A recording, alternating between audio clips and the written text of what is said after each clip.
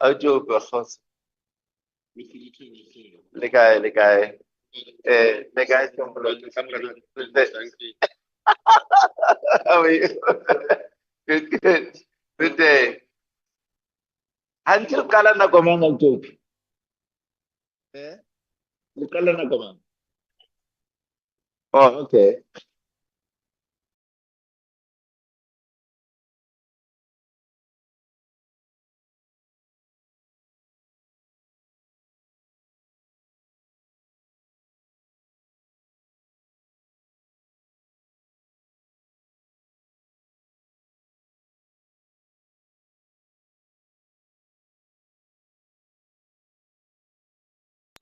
Umrusilo.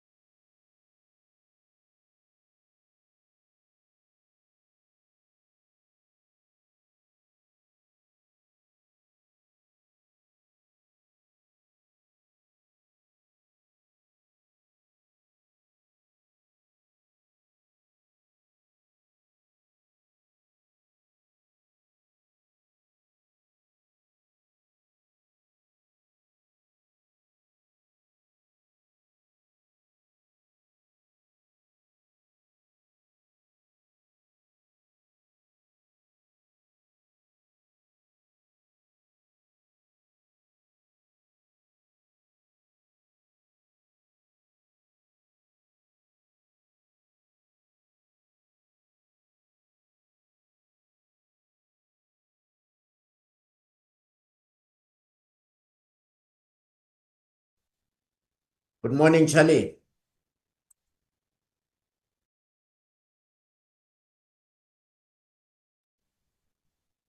Hey Bruno.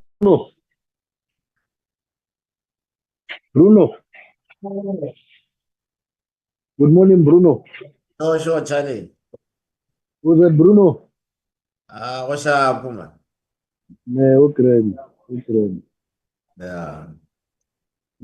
Kandiru tomana koma. Rotoma lata ka half past 10, ka 10, mara go na le debate e nngwe before ya minister. Una ile nngwe before ya rena. Yeah, before ya Minister of Finance. Go na le e nngwe. Yeah. So ya rena ile starta ka 10. After that Ah, one. ka 10 go starta e la kere. Yo. Mosoro feta ga bu. Ene pela nna ne ke time ile May not be abused, please. I'm on my way to Polokwane. So to more airport. So. Eh, ba Yeah, njaka nako so. Yeah. So. o tla fitlha, o tla fitlha. Ba disorganized. Sure. A ka o bona mo listing. Ba ba ngwala, ba ntebetse. O ka re ba o Nna lebetse. Bruno, ba phela ba ntebetse nna mogwana. nna ke tsebe why ba dira seno. Ba tlhoka mogwanto, Bruno. Comrades, you are abusing us, man. Please, why don't we have a conversation privately? Okay. Oh yeah, we'll do that. But those who are abusing us are the ones that are delaying the meeting. Yabona. Masina wa umanya.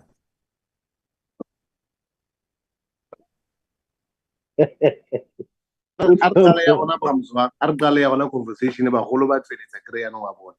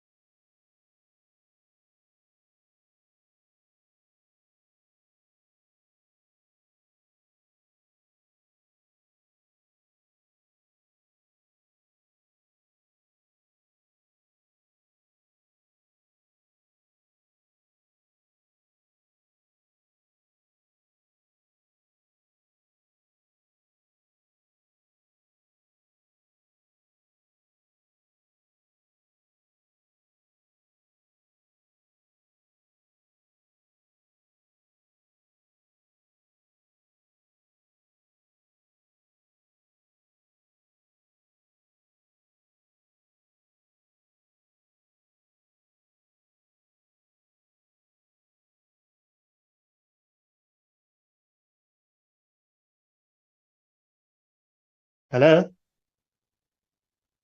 Hello?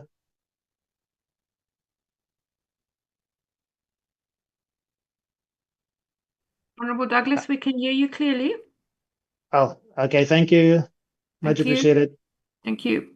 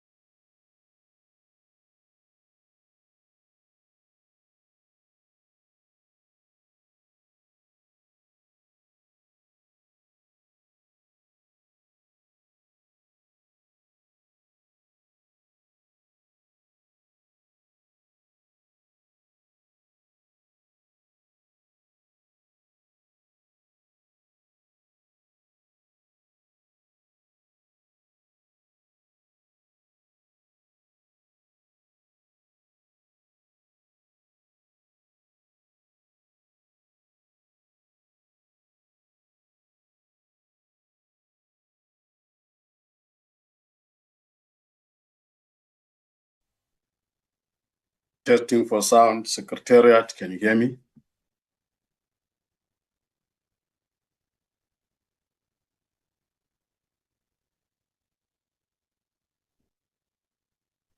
Yes, we can hear you, Honorable Mani. Thank you.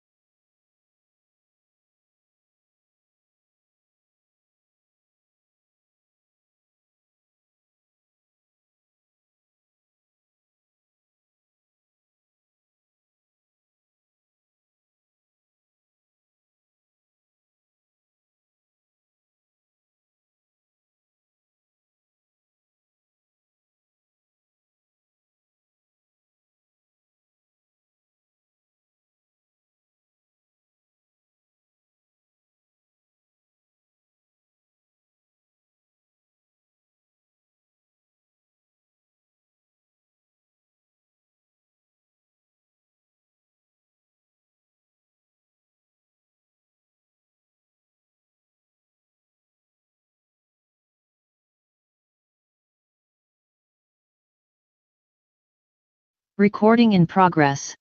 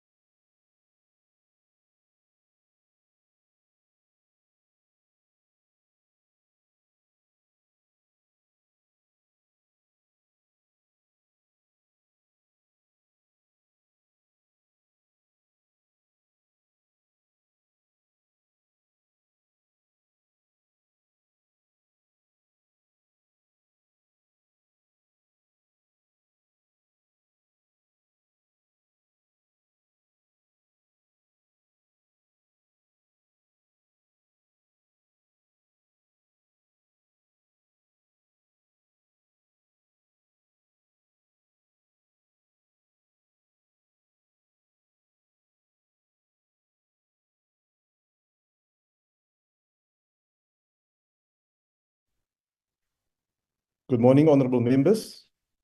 I wish to welcome all of you who have logged into this virtual mini plenary session.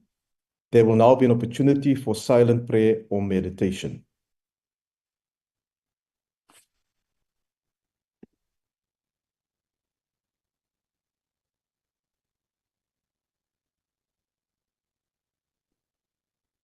Thank you, honorable members. Honorable members, before we proceed, I would like to remind you that the virtual mini plenary is deemed to be in the precincts of Parliament and thus constitute a meeting of the National Assembly for debating purposes only. In addition to the rules of virtual sittings, the rules of the National Assembly, including the rules of debate, apply. Members enjoy the same powers and privileges that apply in a sitting of the National Assembly. Members should equally note that anything that is said in the virtual platform is deemed to have been said in the House and may be ruled upon. All members who have logged in shall be considered to be present and are requested to mute their microphones and only unmute when recognized to speak. The microphones are very sensitive and will pick up noise which may disturb the attention of other members. When recognized to speak, please unmute your microphone and where connectivity permits, connect your video. Members may make use of the icons on the bar at the bottom of their screens, which has an option that allows a member to put up his or her hand to raise a point of order. The Secretariat will assist in this regard. When using the virtual system, members are urged to refrain or desist from unnecessary points of order or interjections. Lastly, I wish to remind you that we are meeting in a mini-plenary session and therefore any decisions will be taken in a full plenary session of the National Assembly. The first item on the order paper is a subject for discussion in the name of the Honorable E A Cloete on strengthening whistleblower protection by enacting robust laws that guarantee anonymity, job security, and legal support for individuals who report corruption. I now recognize the Honorable Cloete.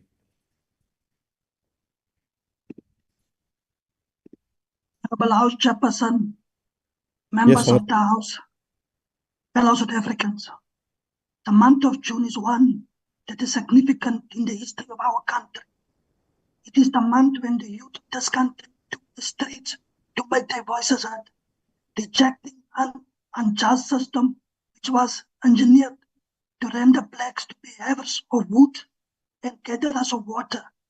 The youth of 1976 rejected the system that sought to strip them of their dignity and identity.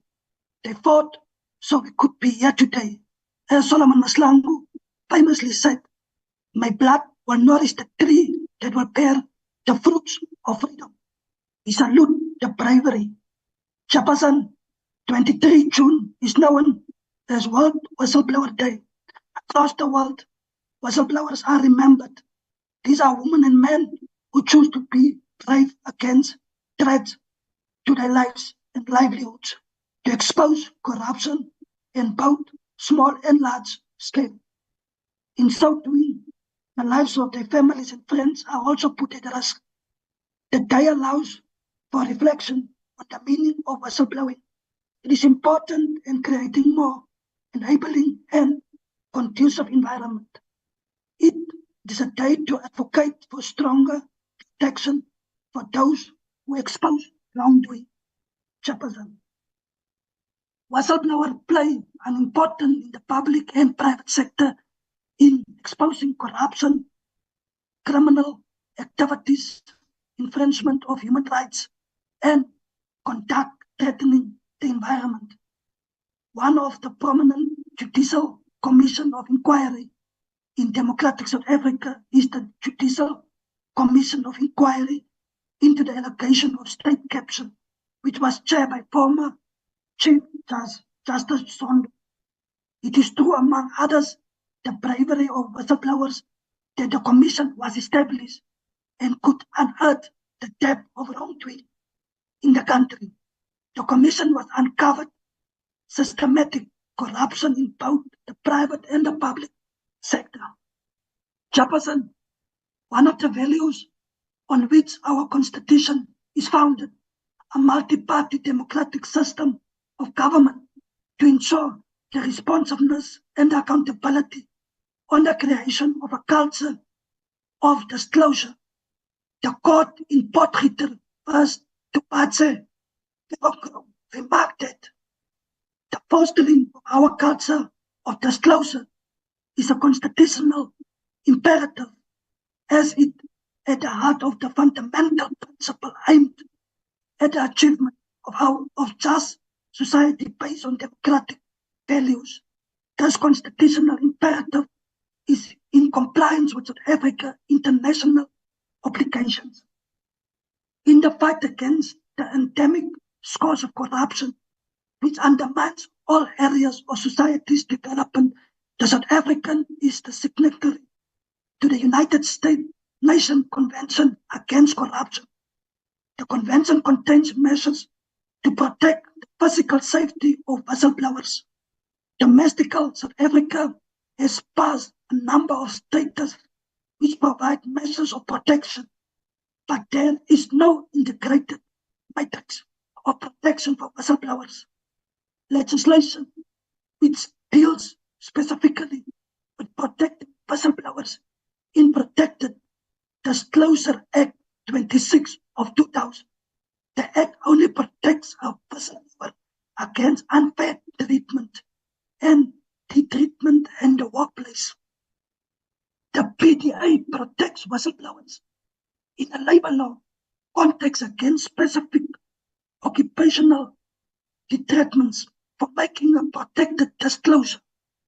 The Act provides that no employee or worker may be subjected to any occupational treatment by the employer on account of making the disclosure. The PDA does not distinguish between the public and the private sector employees who blow the whistle. Outside of the labor context, as 159 of the Companies Act provides protection for persons making reports on contraventions of the Companies Act and related to legislation. As with the PDA, the person must make disclosure in good faith and must reasonably believe that the information shows or tends to show that the company externally, company director or official of a company contravene a law, fail to comply with the statutory obligation, unfairly discriminate against someone, endanger the health and the safety of a person or the environment, or to contravene legislation that will harm the company, a director, shareholder, and a trade union representing an employee who makes a protected disclosure will be immune from civil and criminal liability and the administrative liability. The person making disclosure will be entitled to the damage if another person intentionally causes detreatment to them or threatens to cause such detreatment in contrast to the PDA. There is a presumption in Companies Act that this conduct occurred as a result of disclosure being made. The Protection from Harassment Act, they have been called for reforms to legislation so that there is a better protection for whistleblowers, Chairperson. Whilst government continues to acknowledge the bravery of whistleblowers who spoke up to ensure justice is served, unfortunately, there are strong trends of retaliation from those who want to silence them.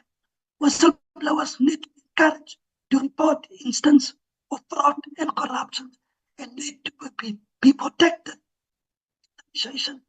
or duties or harm. Thank you. Thank you, Honourable Member. The next speaker is the Honourable Reddy. We in the MK party, we don't run away from corruption. We face it head on. We don't silence whistleblowers, we protect them. Because in a country drowning in lies, the person who tells the truth is the bravest one of all. And I'll say this loud and clear. If Babita Deokaran had spoken out under an MK government, she'd still be alive today. She would be protected, not hunted, celebrated, not assassinated. And the people stealing from our people, they'd be behind bars and not behind desks. Honorable Chairperson, my fellow colleagues and fellow South Africans, today, I want to do something different. I want to throw away my prepared speech. I want to speak from the heart. This parliament has become like a school play.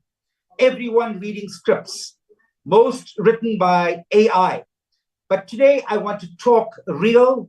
I want to talk about corruption and the heroes who expose it at great risk to themselves and their lives. You speak the truth in this country and you lose your job or your life. That's why the MK party says enough is enough. We're not here to protect the corrupt. We're here to protect the brave souls who speak up. Take Babita, for example. She worked in the Gauteng Health Department. She saw money meant for hospitals and nurses being looted through dodgy PPE tenders. She did the right thing. And what did she get? She was killed in front of her home and her child. The big fish behind it, where are they? They are still free. These are officials in licensing departments who are watching bribes daily. Municipal officials who see tenders given to cronies while people go without water. They stay silent because they know the risk. Over 10 years, Chairperson, the AG has flagged billions in corruption. President Jacob Zuma once said, corruption breaks communities.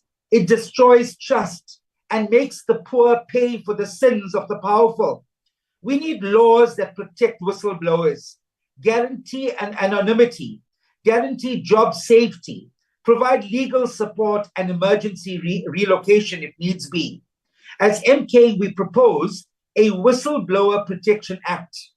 We propose an independent whistleblower agency, a national whistleblower heroes fund, and jail time for leaking a whistleblower's identity. All whistleblower reports to be automatically investigated by a corruption unit free from political interference. Honorable Chairperson, look at the water tanker mafia. This is real. Some sabotage infrastructure for profit, while officials on their payrolls, they protect them. Even judges are being investigated. Imagine a corrupt judiciary. Your mother gets raped and killed, and the killer has cops on his payroll. The docket disappears. That's our reality. That is why whistleblowers are so important and they matter. During COVID, this government looted funds meant to save lives. Remember digital vibes? No accountability. In KZN, a premier who is now a deputy minister kept a municipal water tanker, a whole tanker, at his house while his neighbors and his immediate neighborhood had no water. And the ANC, they were silent about it. Let us honor Babita. Let us protect the next brave voice. This is not about politics, Chairperson. This is about the soul of our nation. Let me also say something about the Zondo Commission, which my honorable colleague from the ANC spoke about. After spending over 1 billion rands of taxpayers' money, what do we have to show? A mountain of paperwork, but no justice. It became a talk shop, theater for the cameras, while the true architects of state capture continue to walk free. And let's be honest about this. State capture didn't start in 2009, as we were led to believe by this fake media, this bad media. It started before democracy. It began when the economic structure of apartheid was left untouched, when deals were made to protect white monopoly capital. The ANC inherited a captured economy, and instead of dismantling it, many got co-opted into it, including Ramaphosa. Now, the very people who benefited from those backroom deals are calling themselves saviors of democracy. We in the MK party, we reject this hypocrisy. True liberation means economic justice and not staged commissions. So we want us to now look at what the facts are. We want to protect whistleblowers. We want to ensure that all those officials who are part of the moral regeneration within this country and who want to get this country back in order, that they need to feel free to come out and speak out about corruption. Well, the ANC, sadly, has kept quiet about the 2007 National Conference, in which its own delegates were paid bribes to vote for the current president. They all kept quiet, they took the money. And the same ones, many of them, are in leadership of the ANC today. And some of them are sitting as ministers and cabinet ministers, while some of them are being red flagged through the Integrity Commission of the ANC. So if the ANC, which was initially supposed to be the leading party in this country, has crooks and corrupt people that lead it, and its own members are being silenced, how can we rely on this party to protect whistleblowers? I thank you, Honorable Chairperson.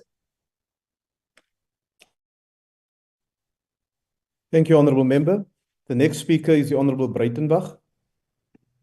Good morning, Honorable House Chair, and thank you. With your permission, may I leave my camera off, House Chair? The signal is not... No, you may, Honorable Breitenbach. You may proceed. Thank you, Honorable House Chair. We in this country are at a crossroads in our democratic democracy, one where the integrity of our institutions, the trust of our citizens, and the sanctity of our constitutional values are under immense strain. It is in this context that I address the matter of whistleblower protection in South Africa, an issue not only of legal and administrative reform, but of moral imperative. Whistleblowers play an important role in our society. They are not saboteurs. They are not enemies of the state. They are brave men and women who often at great personal cost shine a light on corruption, maladministration, abuse of power, and gross human rights violations. They are guardians of public interest, uncompensated sentinels of our democracy. Whistleblowers act in the spirit of Section 195 of our Constitution, which enshrines principles of transparency, accountability, and good governance. They ensure that state power is exercised lawfully, ethically, and in the service of the people. When they step forward to expose wrongdoing, they are often met not with gratitude or protection, but with intimidation, harassment, unemployment, isolation, and in far too many cases, death. Names like Babita Deokaran, Rani Mamepa, and others stand as painful reminders of a system that has failed those who sought to protect it. This is an indictment not only of our legal framework, but of our collective conscience. Honourable members, the current state of whistleblower protection in South Africa is inadequate and incoherent. The main legislative instrument, the Protected Disclosures Act, was a progressive step forward at the time of its enactment. But over 2 decades later, it has not evolved sufficiently to address the sophisticated threats whistleblowers face today. The Act applies primarily to employees in the workplace context.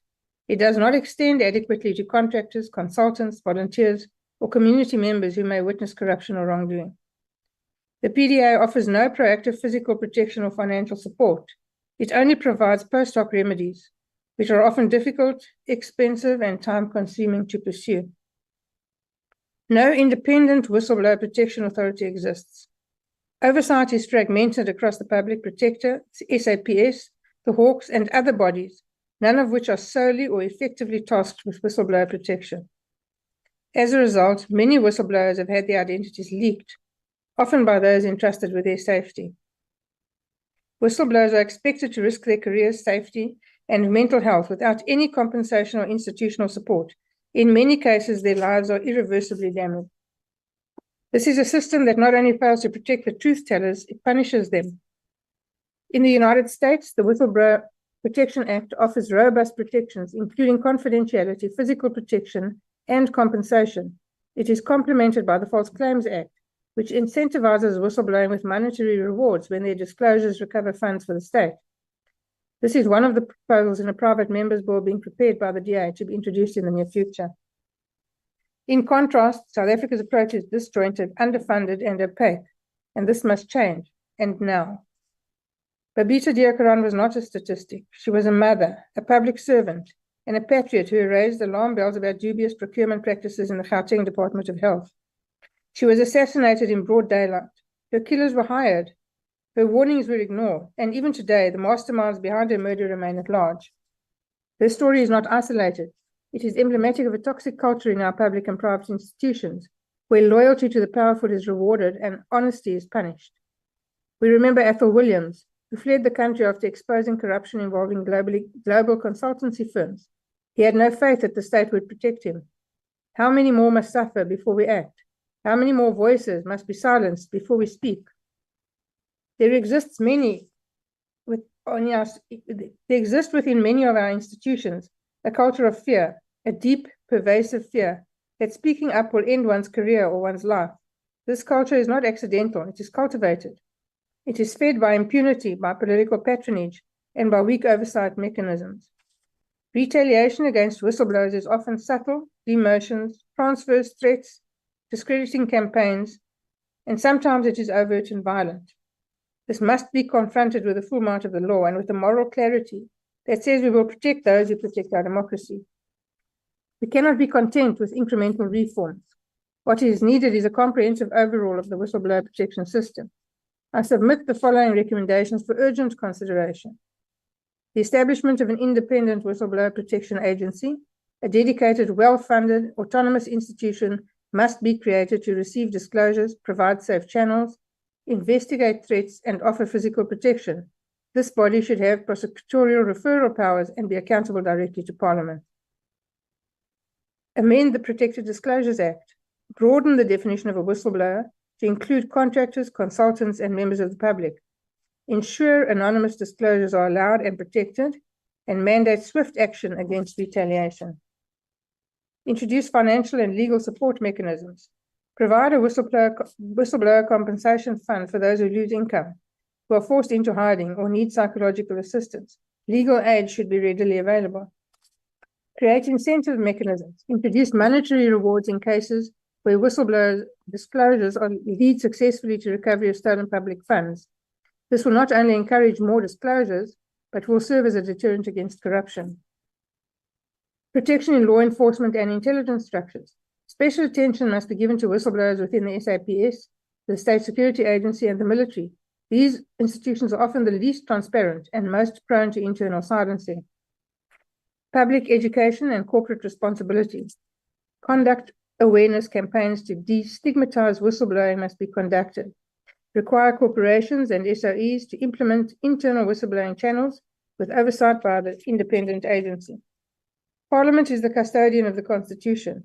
The eyes of the nation are upon us, and history will judge us not by our intentions, but by our actions. We must pass legislation that affirms the dignity, courage, and patriotism of whistleblowers. We must conduct oversight over those departments that fail to protect them. And we must lead by example by promoting a culture of truth-telling within our own ranks. And we must always remember the words of Archbishop Desmond Tutu. who said, "If you are neutral in situations of injustice, you have chosen the side of the oppressor." In conclusion, I urge this Parliament to act boldly, decisively, and immediately. Let us institutionalize the values of our Constitution. We should not wait for another name to be added to the tragic lists of those betrayed by the very system they tried to save. I thank you. Thank you, Honourable Member. The next speaker is the Honourable Mutangu. Good morning, Honourable House Chair. Chairperson, though the present is a dangerous place to live, possibility remains what moves us. We are all involved. Indifference would simply be evidence of the will to die, or trying to hang some fence that no one has ever seen. Together we can and must rehabilitate our wounded dreams, to reclaim and nourish the song of quality of our vibrant being as evidence of how it is to be alive, past any needs to even a single lie.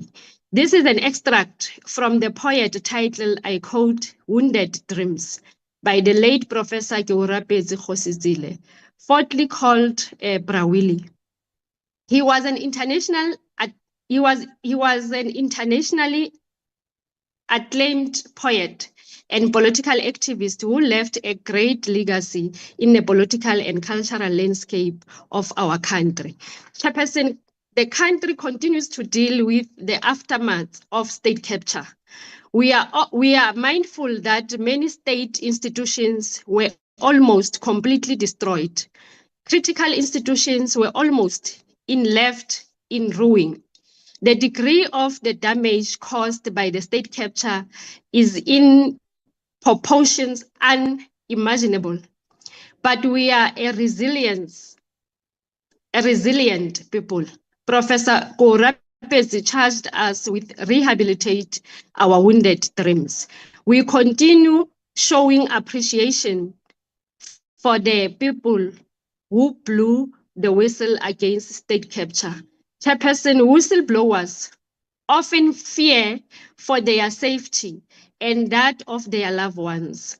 Blowing the whistle can result in the end of one's career. Providing the necessary protection is important.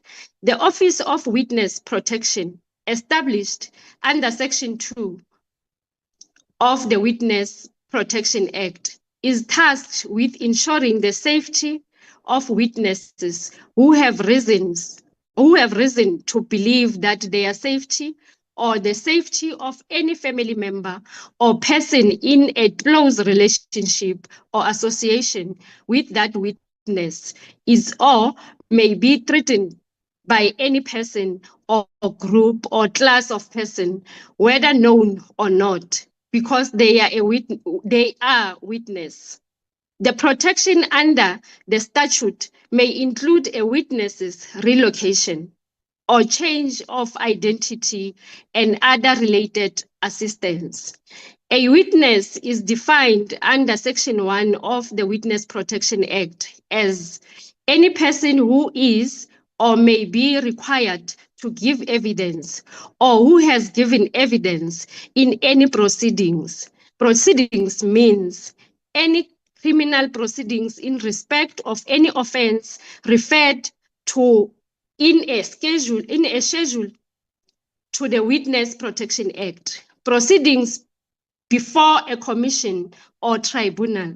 Proceeding under the Inquest Act 58 of 1959. Proceedings relating to an investigation conducted by the Independent Police Investigation Directorate. Proceedings referred to in Chapter 5 and Chapter 6 of the Prevention of Organized Crime Act 121 of 1998. The mandate of the Witness Protection Act is limited to persons who give evidence in court proceedings, and it does not extend to whistleblowers who are not witnesses in court proceedings. For example, a whistleblower who reports corruption but it is not a witness in any subsequent criminal proceedings will not qualify for protection under this Act. The President's response states that consideration will be given to expanding the Office of Witness Protection mandate to include whistleblowers who are not witnesses. Various suggestions have been made, including broadening the definition of the term proceeding in this statute so that it includes matters relating to corruption, so that whistleblowers who expose corruption in any form, whether or not they provide evidence in court, may fall within the scope of Witness Protection Act and qualify for protection. This and other suggestions to legislation will be entertained at such time when they are brought in before the Portfolio Committee on Justice and Constitutional Development. Chairperson, it is vital to protect the identity of whistleblowers in court proceedings. It has been suggested in research that withdrawn lesson from Section 1317 AG, subsection A and B of the Australian Corporation Act. This provision protects whistleblowers' identity in court proceedings in that they need to disclose to a court or tribunal either their identity or information that is likely to lead to their identification. No need they produce to a court or tribunal a document containing their identity or information that is likely to lead to their identification. The only exception where it is necessary to give effect to the whistleblowers regime or where the court or tribunal thinks it is necessary to do so in the interest of justice. It is important that government implement the protection offered in terms of Article 32, subsection 2 of the UN Convention Against Corruption.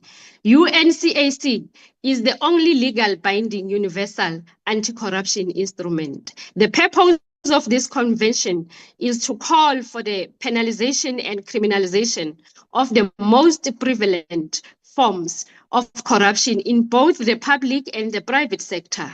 Each state party is obligated to establish anti-corruption bodies that can receive report on corruption and which should also make provision for anonymous reporting.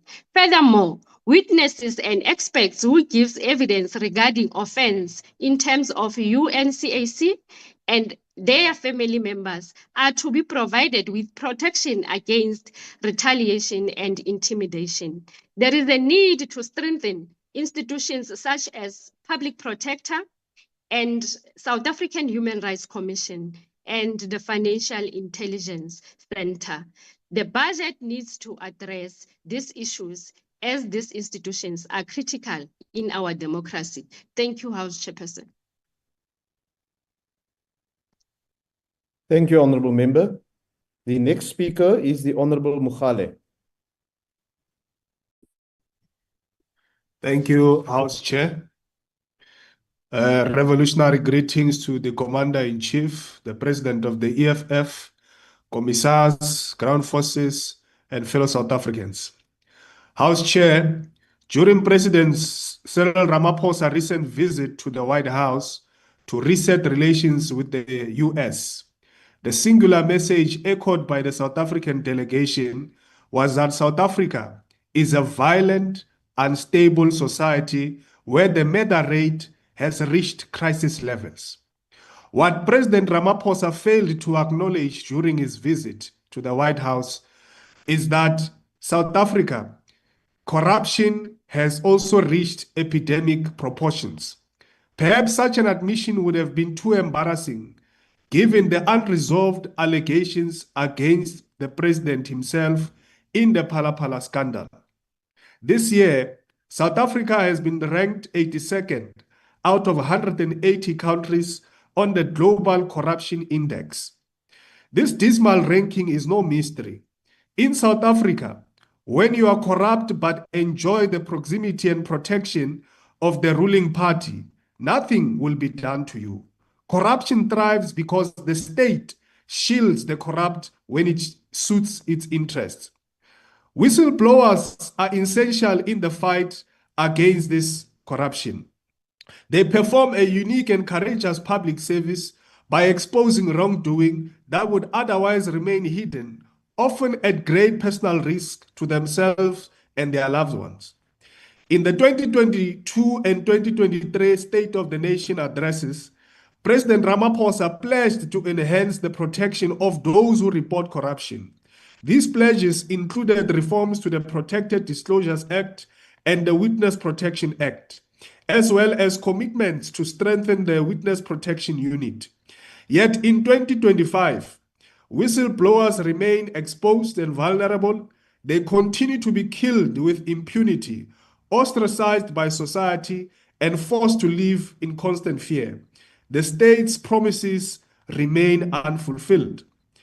Between 2000 and 2021, the Global Initiative Against Transnational Organized Crime recorded 1,971 assassinations in South Africa. A significant portion of these victims were whistleblowers and human rights activists who courageously exposed corruption and stood up for the rights of their communities. Their murders are not just statistics.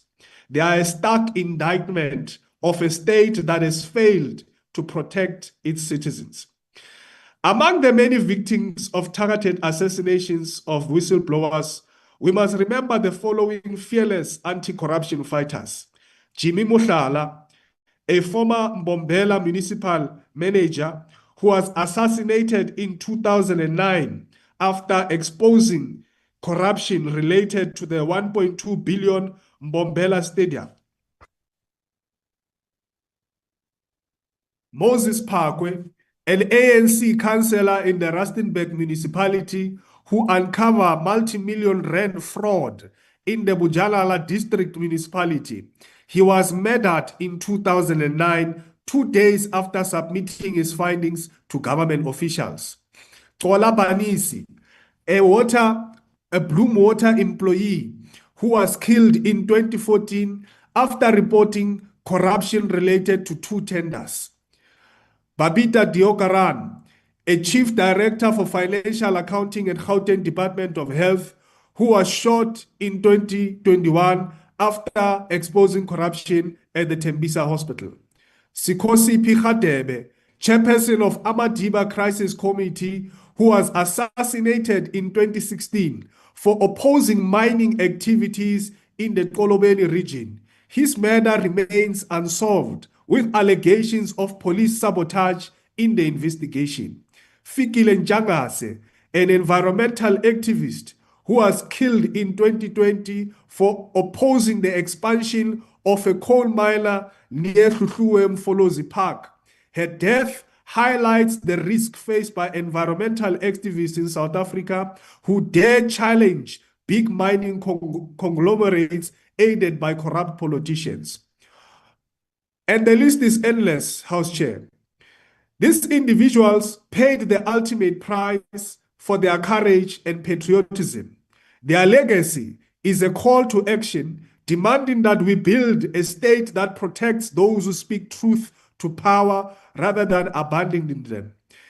The economic freedom fighters calls for an urgent and substantive amendment to the Witness Protection Act. Whistleblowers must be protected and empowered to come forward without fear. We demand practical and accessible protection measures, robust support system, and comprehensive services for vulnerable or intimidated witnesses and their associates as envisaged under the Witness Protection Act of 1998. I thank you. Thank you, Honorable Member. The next speaker is the Honorable Langa. Commissar! Thank you very much, House Chair. May I just keep my video off because of network strength? Please proceed, Honorable Member. Honorable House Chair, there are 2 deeply human characteristics that shape how we confront the corruption entrenched in our country: fear and courage. Too often, people report corruption out of fear of legal consequences, fear of being implicated, or fear of losing their jobs. But fear alone does not drive real change.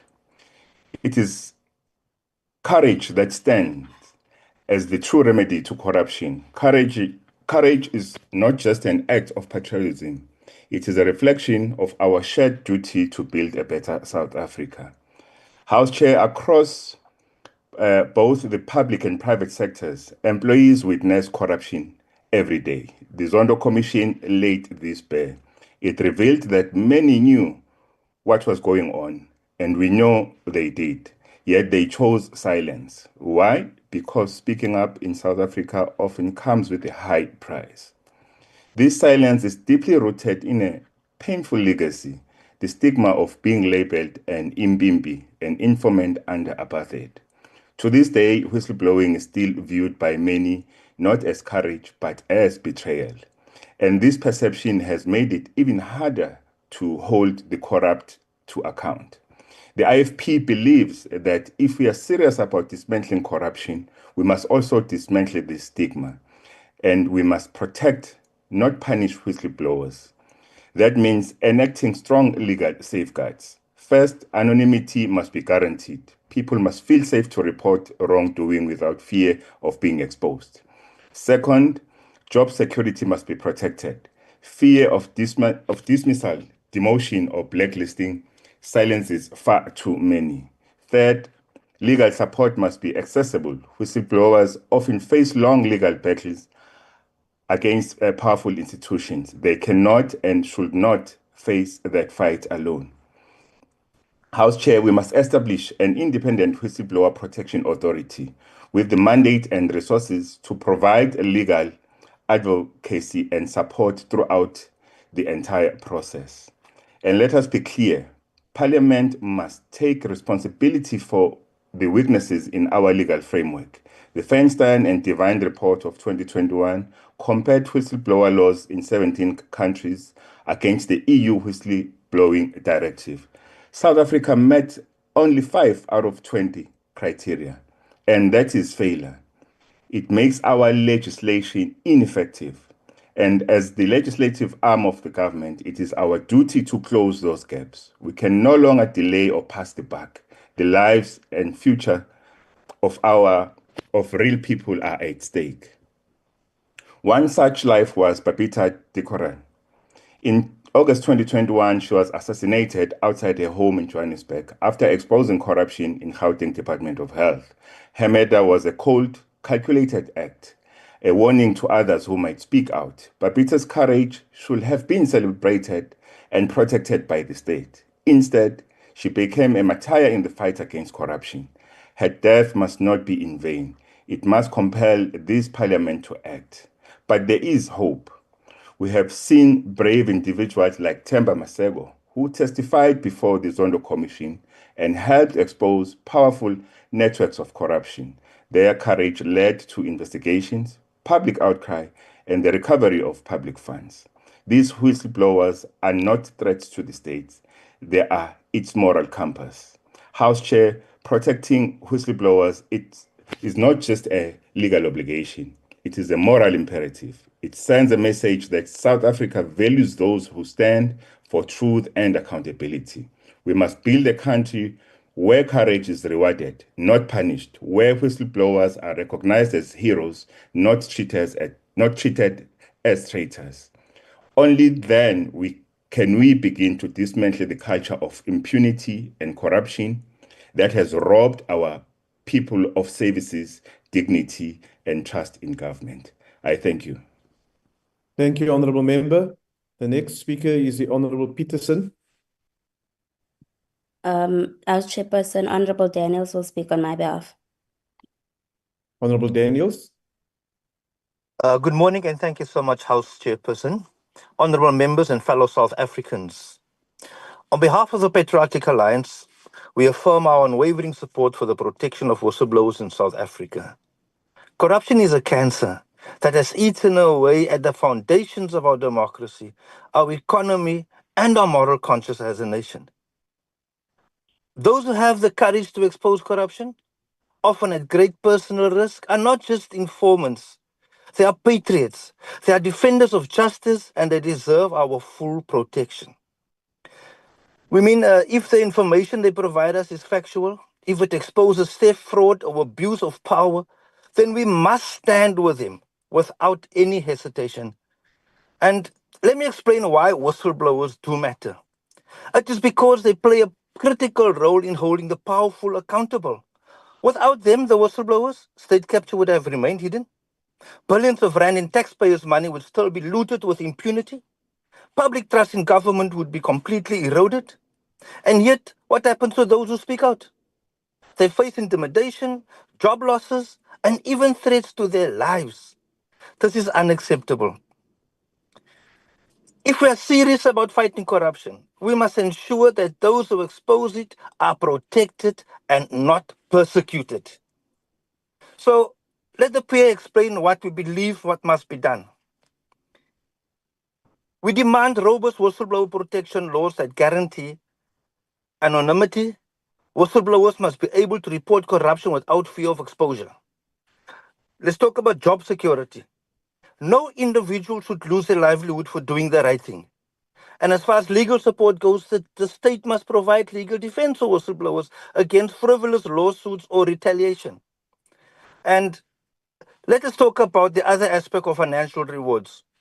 Because we believe that where possible, whistleblowers who provide verifiable evidence leading to recovery of stolen funds should be incentivized. Accountability goes a long way because while we support protecting truth tellers, we also caution against false or malicious allegations. Those who abuse whistleblower protection to settle personal scores or spread lies must face consequences.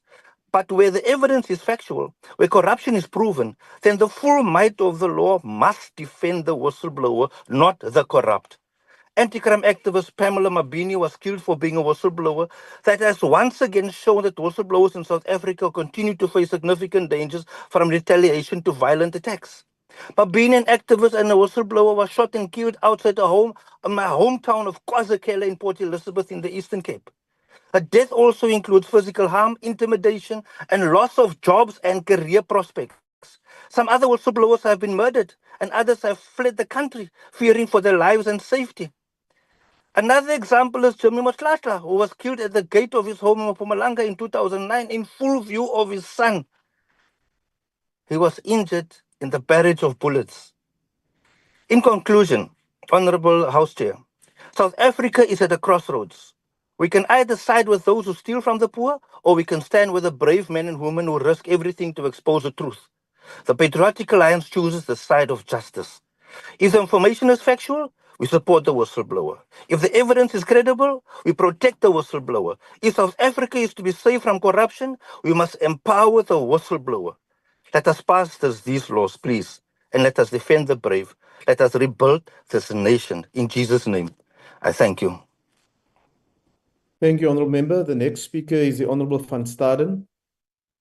Geagte huisvoorsitter, Suid-Afrika het ontaarde land waar korrupsie daagliks soos 'n kanker aan die samelewing vreet en dit is besig om ons almal vir stukkie te vernietig. 'n Mens lees amper daagliks in die media van die een of ander skandaal wat plaasgevind het. En die mees algemene en bekendste is sekerlik die geval van staatskaping waarby oud-president Zuma en die alonbekende Gupta broers by betrek was. 'n Mens lees ook daagliks van mense wat die vletjie op korrupsie geblaas het en op die een of ander wyse met hul lewens daarvoor betaal het. Hierdie vletjiebasis was op die een of ander wyse vermoor, gedreig of afgedank om ons stil te maak. Ons dink veral aan mense soos Pamela Mabini, Ethel Williams, Babita de Koren, Jimmy Motlantla, Martin Jongé, Cynthia Stimpel en dan waarskynlik die oudste saak in die land is die van Robert Smith wat in November 1977 saam met sy vrou vermoor is. Laasgenoemde saak is weer heropen in November 2012. All of these cases must raise the concerns about the safety of whistleblowers in South Africa. Many whistleblowers face retaliation, loss of livelihood, and the loss of life. It's a fact that South Africa show a lack of legal security, financial and physiological assistance to whistleblowers when they have exposed corruption in government. A discussion document from the Department of Justice and Constitutional Development on proposed reforms for the whistleblower protection regime in South Africa, that was published in June 2023, has not yet been finalized. President Ramaphosa made a commitment to finalize the whistleblower protection framework and to introduce the Whistleblower Protections Bill in Parliament, and this commitment was made in the State of the Nation address on February of 2025. South Africa have no more than 15 pieces of legislation regarding the protection of whistleblowers. It ranges from the Constitution, Protectors Disclosure Act, Prevention and Combating of Corrupt Activities Act, Protection Against Harassment Act, the Witness Protection Acts, and the list go on. It is common knowledge that the Zondo Commission pointed out that the body of legislation, although well-intended, is deficient and in important aspects. It also went further to say, it does not sufficiently guarantee that the disclosures will be protected. This is highlighted on page 29 under Chapter 2 of a said document, and it is my suggestion that every member of Parliament go and read the document. In the closing remarks of this document, it is clear that whistleblowers under the Protected Disclosures Act number 26 of 2000 do not enjoy appropriate protection, and that there are deficiencies that have been identified by civil society. It also asks the question what appropriate protection should be provided by legislation. Die ander vraag wat gevra moet word is, ongeag al die wetgewing waaroor Suid-Afrika beskik, ongeag oor al die beleidsstukke wat in plek is, of nog meer wetgewing gaan bydra tot die voldoende beskerming van vletjieblassers, beskik Suid-Afrika tans oor die nodige ervaring en kennis, die nodige intelligensie vermoë en die nodige mannekrag om die reeds bestaande wetgewing voldoende te polisieer. Het ons daarmee vermoë om toe te sien dat wetgewing nagekom word? Die antwoord is duidelik nee. Die onvoldoende beskerming van vletjieblassers het tans die gevolg dat die wat korrupsie waarneem en ervaar tans te bang is om daaroor te praat of dit aan te meld. Dus draai die meeste mense maar 'n blinde oog vir korrupsie, want al lewens is meer werd as dit. To those who have suffered dearly because they stood up and blow the whistle, I want to thank you. South Africa thanks you, and you are modern day heroes. I thank you, House Chairperson. Thank you, Honourable Member. The next speaker is the Honourable James. Honourable Chairperson, my hand is raised. Yes, Honourable Member, why do you want to be recognized? Thank you very much. I did not want to disturb the previous speaker, but my understanding and confirmed by table staff is that these sessions are for members of the NA only. I see a member here, M. Chetty, DA, who is a member of the NCOP that's logged into the meeting. Is this okay? Can we invite all our MK members from the NCOP and legislatures to also join in? Thank you. No, Honourable Member, thank you for drawing my attention to it. This session is a sitting of the National Assembly. And any member from the NCOP who wish to follow proceedings may follow the live feed and YouTube. But this is for members of the National Assembly. I want the table staff just to deal with that matter. Thank you for bringing it to my attention. The next speaker is the Honourable James. Honourable Speaker, let us be absolutely clear about today's debate. If the so-called GNU even cared one iota about protecting whistleblowers, they would have done it by now.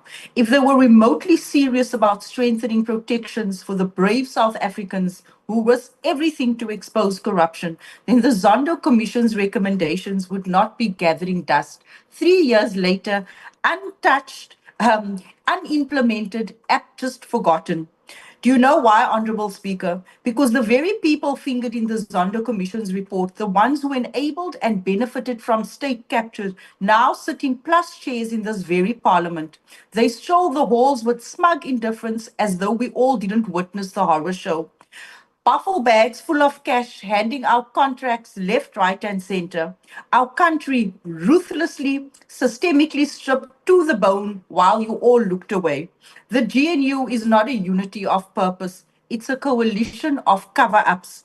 And the so-called progressive forces, with their reputation, MK and EFF, they are not a response to corruption. They are the foxes trying to get into the hen house. Of course, whistleblowers are still being assassinated with impunity. Of course, the NPA is still starved of resources because they do not want justice. They want silence. Silence from Babita Dukarans, silence from the Ethel Williamsons, silence from every South African who dared speak truth to power, pays the price. So let me say this plainly. The GNU does not want to protect whistleblowers because they are protecting themselves. They drag their feet on funding the NPA because they are terrified of being prosecuted. They do not want to fight corruption because they are the corruption. Well, not on our watch. This is why Action SA will be introducing the Zero Tolerance Corruption Bill to take on public enemy number one, which is corruption. The bill is a warning shot to every crooked politician who thinks they'll be shuffled from one cozy position to the next. We are coming for you. To every official who thinks that looting the state can be followed by a quiet retirement or diplomatic posting, your time is up. The bill will ensure that anyone convicted of corruption will never hold public office again, not in this lifetime. Once you break the bond of public trust, you are out forever. You will be permanently banned from public life. You will not hide behind party redeployment. You will not be recycled, reused, and rebranded. You will be removed. This is not a political theater. This is justice. The kind of justice South Africans have been denied for too long. And we're going further still. We are introducing whistleblowers rewards based on international best practice. Because if the state won't protect whistleblowers out of conscience, then let us do so out of cost. We will give whistleblowers the means, the safety, and the legal support they need to come forward and take down the syndicates that have embedded themselves at the heart of government. Honorable Speaker, the truth is this. The GNU is not a solution to our crisis. It is the crisis. The so-called Progressive Caucus is not a solution. They are the wolves eyeing the sheep. And Action SA will not sit quietly while South Africans are expected to accept corruption that goes unpunished. No more stalling, no more impunity. Vote against this bill when it reaches the floor. But make no mistake, the people are watching. And in 2026, they will vote against you. I thank you. Thank you, Honourable Member. The next speaker is the Honourable Meshu. Honourable Chairperson, whistleblowing is a crucial tool in combating corruption, yet South African legislation rarely defines the term. The National Environmental Management Act and the Companies Act mention whistleblowers, but fail to provide a clear definition, leaving individuals who expose wrongdoing vulnerable to retaliation and legal uncertainty. Internationally, countries like the United States, the European Union, and Australia have independent agencies dedicated to whistleblower support, financial incentives, and broad legal definitions of retaliation. South Africa, plagued by entrenched corruption, urgently needs a clearly defined and recognized whistleblower status to strengthen accountability and protect those who safeguard ethical governance. The mistaken belief that protections already exist create a dangerous environment where transparency is punished rather than valued. Whistleblowers expose fraud, abuse, and unethical practices, often at great personal risk. Many face workplace retaliation, social ostracization, financial ruin, or prolonged legal battles, and in extreme cases, they are killed. The murder of Babita Deokaran, a senior Gauteng health official who exposed 332 million rand in fraudulent COVID-19 procurement contracts, exemplifies the grave dangers whistleblowers face. Strengthening protections is essential to ensuring individuals can report misconduct without fear of reprisals.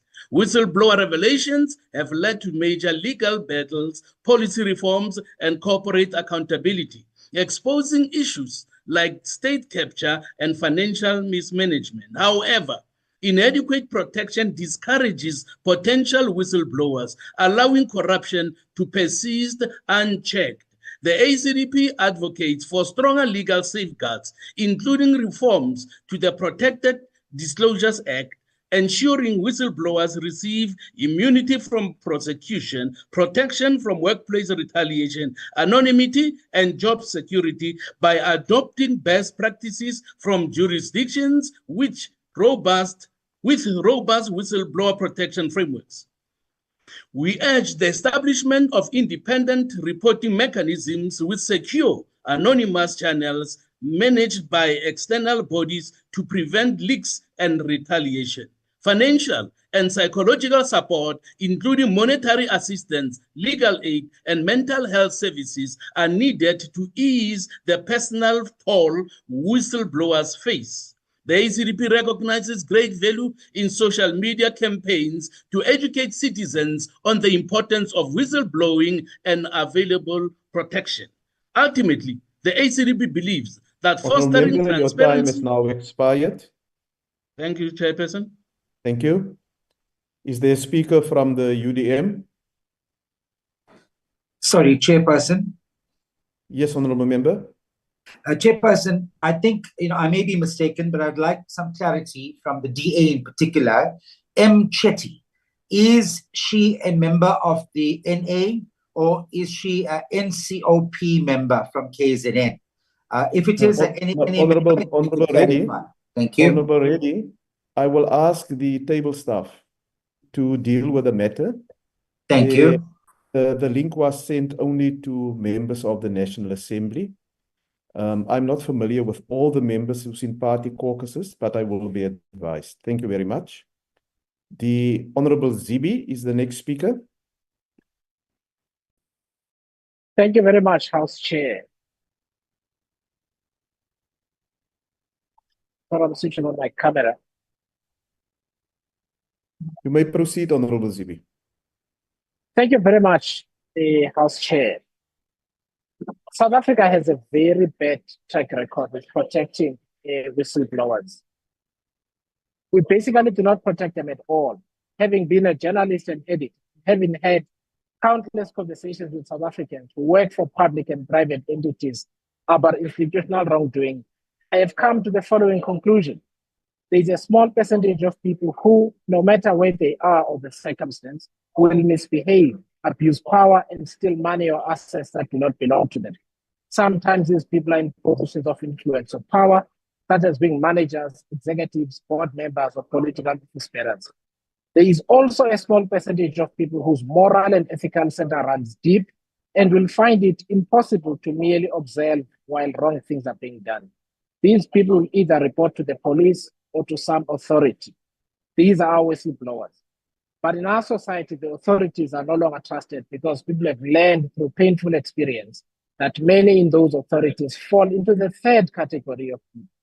And that is a larger number of people who follow the instructions of their leaders, or at least estimate what they would tolerate or like and behave in a manner that they think will please them.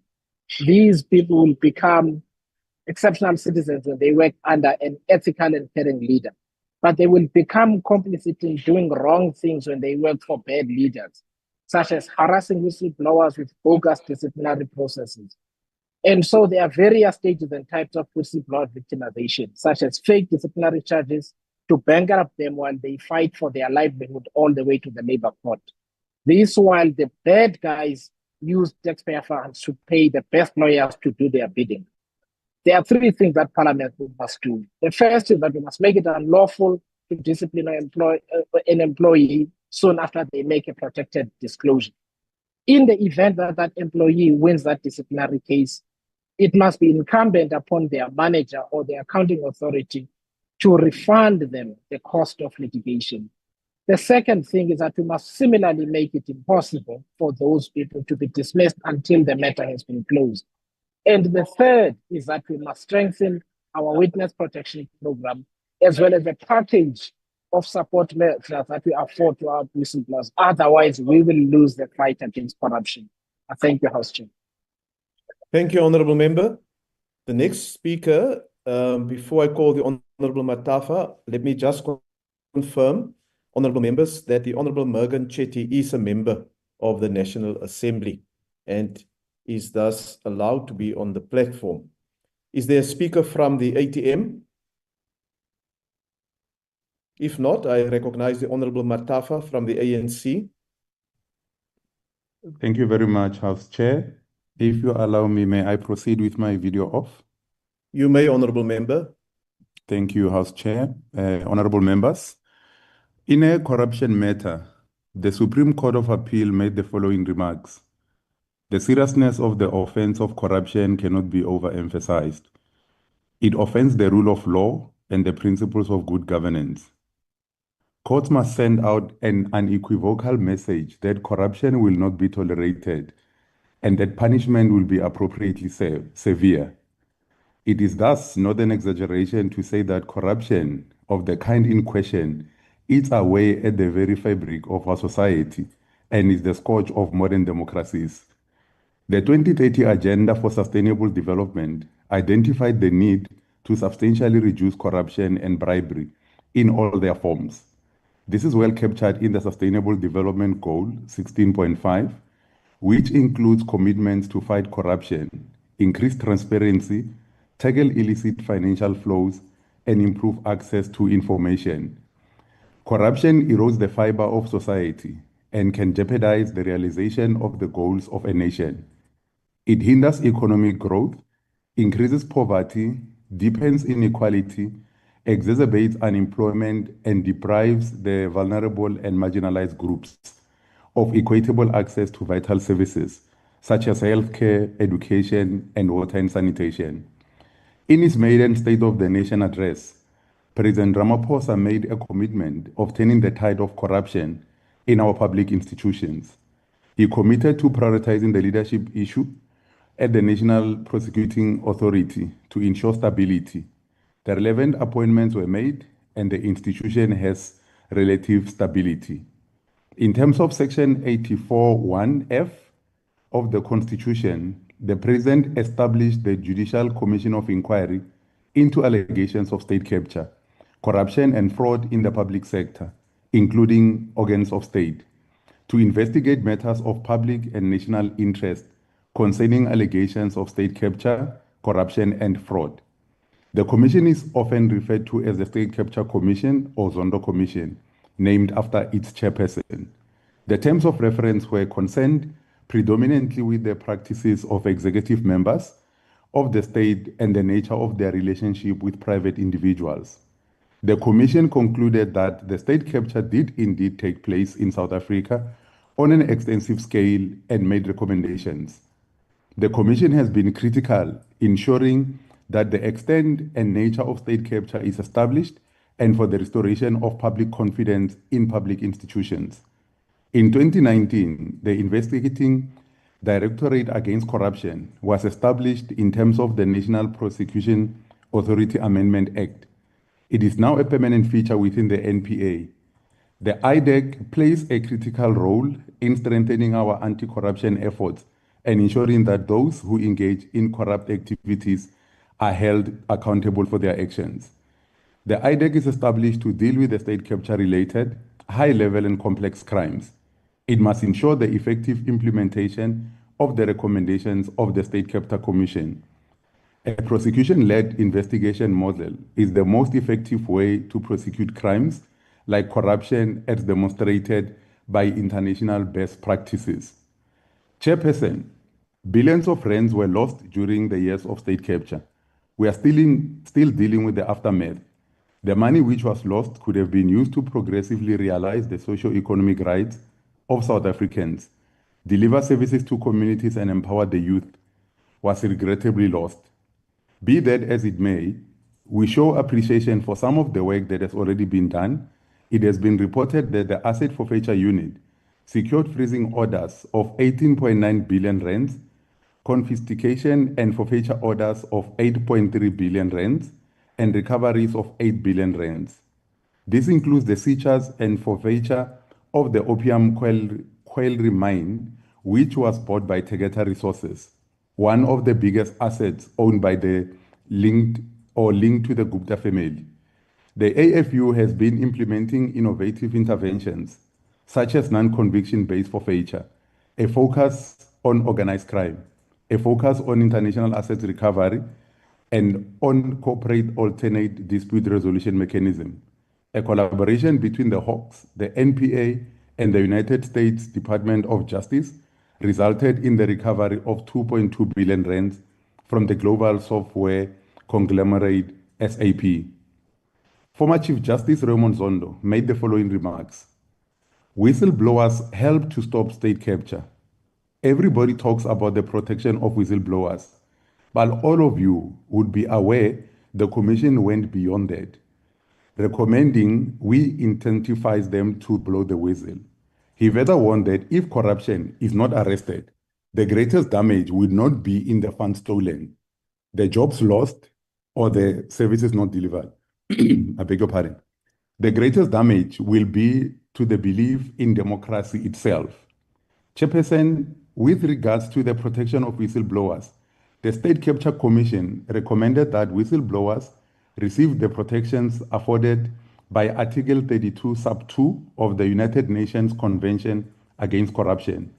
This being the awarding whistleblowers a proportion of funds recovered, provided the information disclosed has been material to recovering funds, and affording whistleblowers immunity from criminal or civil action arising from their honest disclosures.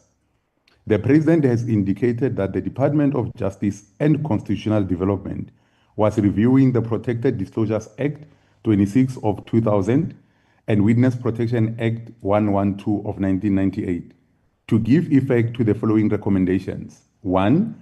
Ensuring that whistleblowers receive the protections afforded by Article 32, Sub 2 of the United Nations Convention Against Corruption. 2. Possibly awarding whistleblowers a proportion of funds recovered, provided that the information disclosed has been material to recovering funds. And 3. Affording whistleblowers immunity from criminal or civil action arising from their honest disclosures. Members, despite their importance, in recent years, there's been an increasing number of reports of whistleblowers in South Africa who have suffered physical harm or been threatened with physical harm after exposing corruption in the public and private sectors in South Africa. By way of example, a whistleblower who testified at the State Capture Commission on high-level corruption that implicated the management consultancy firm Bain & Co. was forced to leave South Africa because he feared for his life. Another example is the assassination of Chief Director of Financial Accounting and Gauteng Department of Health, who exposed corruption linked to COVID-19 personal protective equipment and was gunned down outside her home after facing intimidation, as other honorable members have mentioned. The homes of two whistleblowers who had testified at the State Capture Commission about irregularities at the South African Receiver of Revenue were bungled in what was described as deliberate targeting. The repercussions for whistleblowers in South Africa have been severe.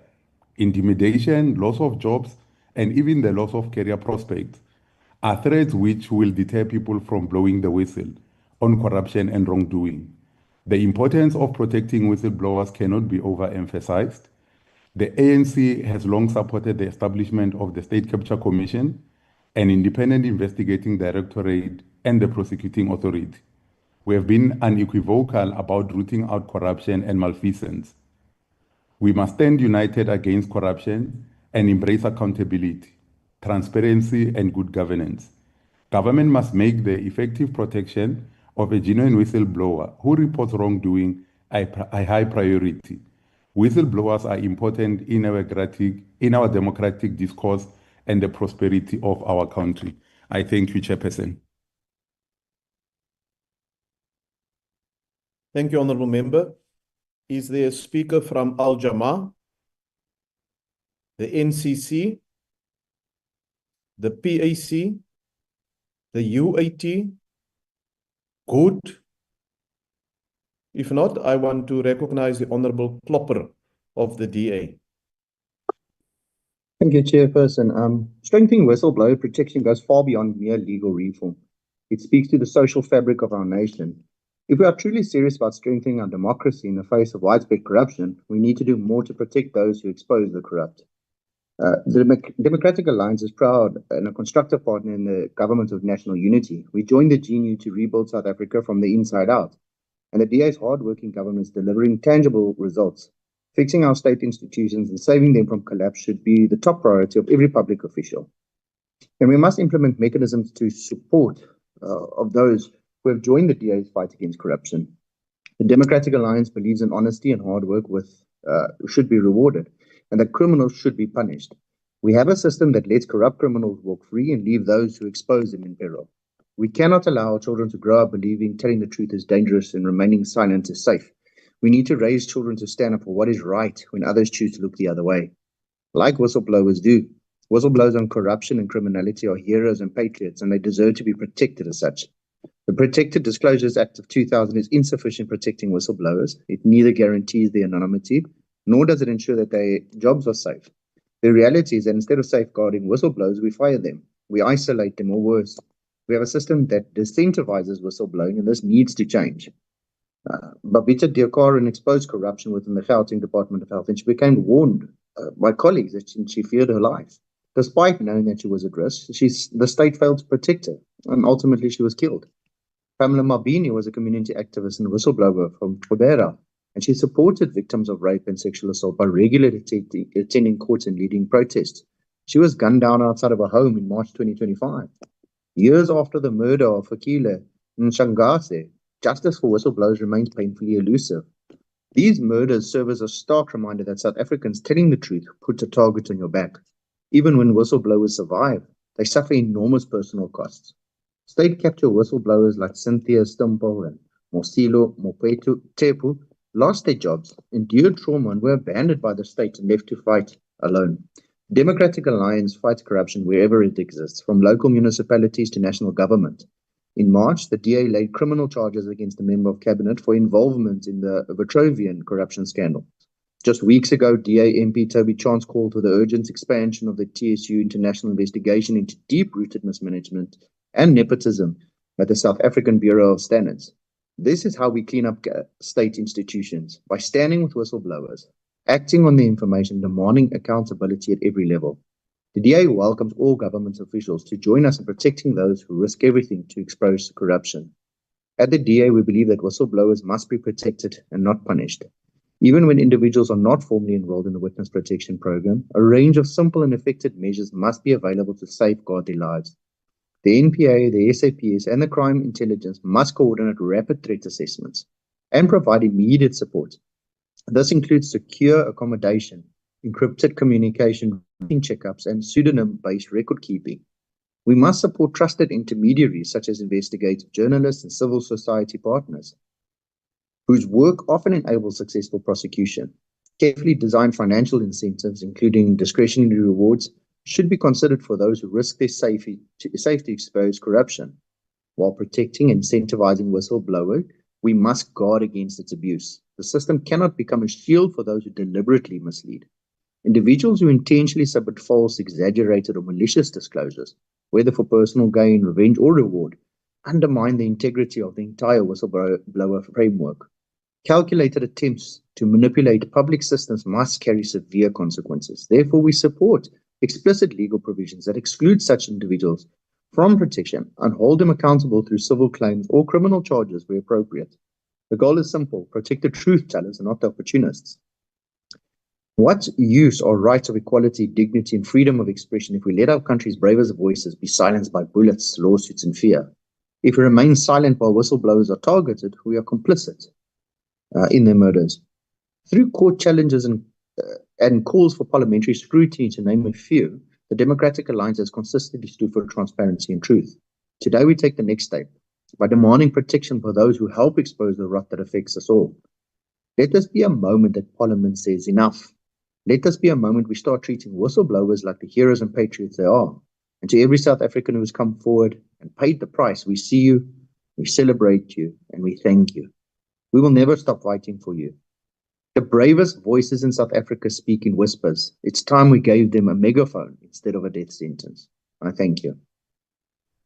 Thank you, Honourable Member. The next speaker is the Honourable Cloete.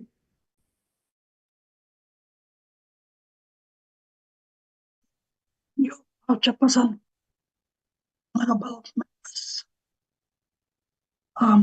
Honourable James, our time is not up. We're going to use our time to protect whistleblowers. The importance of whistleblowers has been detailed greatly in this debate. Whistleblowers contribute to a well-functioning democracy and a nation that is corrupt. The fears and the risks which they take have been detailed extensively. With regard to whistleblowers, the State Capture Commission recommendations include improving physical protection, enhancing the confidentiality, increasing protection from retaliation and intimidation, improving protection when giving evidence, and enhancing the civil and the criminal immunities. Blowing the whistle is important, however, it must be done responsibly and truthfully. What are the consequences of disclosure of false information? One may ask. According to the PDA, any employee or worker who intentionally disclose false information, knowing that it is false and with the intention to cause harm to affected party and where the affected party is suffered because of such disclosure, is guilty of an offense. The employee or the worker will be liable on conviction to a fine or imprisonment period not exceeding 2 years or both. This section is to deter the people from making false disclosure. Despite the legal framework, there are general concerns pertaining to the level of protection that whistleblowers experience in practice. These often include employers viewing whistleblowing in a negative light, with misconception of whistleblowers as sellouts. Research shows that there are sometimes a lack of legal assistance provided to whistleblowers seeking to protect themselves from harassment and their victimization, including dismissal by public or private bodies. There is the inadequate or no trauma counseling. There is a lack of financial assistance after being dismissed from post-disclosure. Whistleblowers are an important source of information for agencies working to detect fraud and other wrongdoing. They play an essential role in the fight against corruption and the abuse of public resources due to the high risk of negativity and far-reaching consequences. Whistleblowers should be encouraged to consider seeking legal advice before making disclosure, and the option of remaining anonymous can also be considered. It is essential that whistleblowers are protected, supported, and conducive environment is created to encourage more people to act as whistleblowers. The eradication and combating of corruption are everyone's responsibility, and call is therefore made to all to blow the whistle against wrongdoing, maladministration, fraud, and corruption. Honorable Chairperson, House Chairperson, in closing, Honorable Harry, indeed, it's not about politics, but I must explain there's a difference between noisemakers and whistleblowers. Noisemakers do it for relevance, and whistleblowers as to speak and to report the wrongdoing. So let us not be relevant. And I thank you, Honorable House Chairperson. No, thank you, Honourable Member. Honourable Members, I now hand over to the Honourable Douglas, who will proceed in presiding the remainder of this mini-plenary. Sorry, Chairperson. Yes, Honourable Member. Yeah. Chair, I think somebody has to say this. These mini-plenaries are really going to become a wasted exercise if all we do is we hear prepared speeches and nobody responds. I mean, we constantly had references to State Capture and Zondo Commission where Shamila Batoy said that 99%. Honourable, really, that's not the point of order, Honourable Member. That's not the point of order. But people have just prepared their speeches and just reading speeches. You had your opportunity to debate.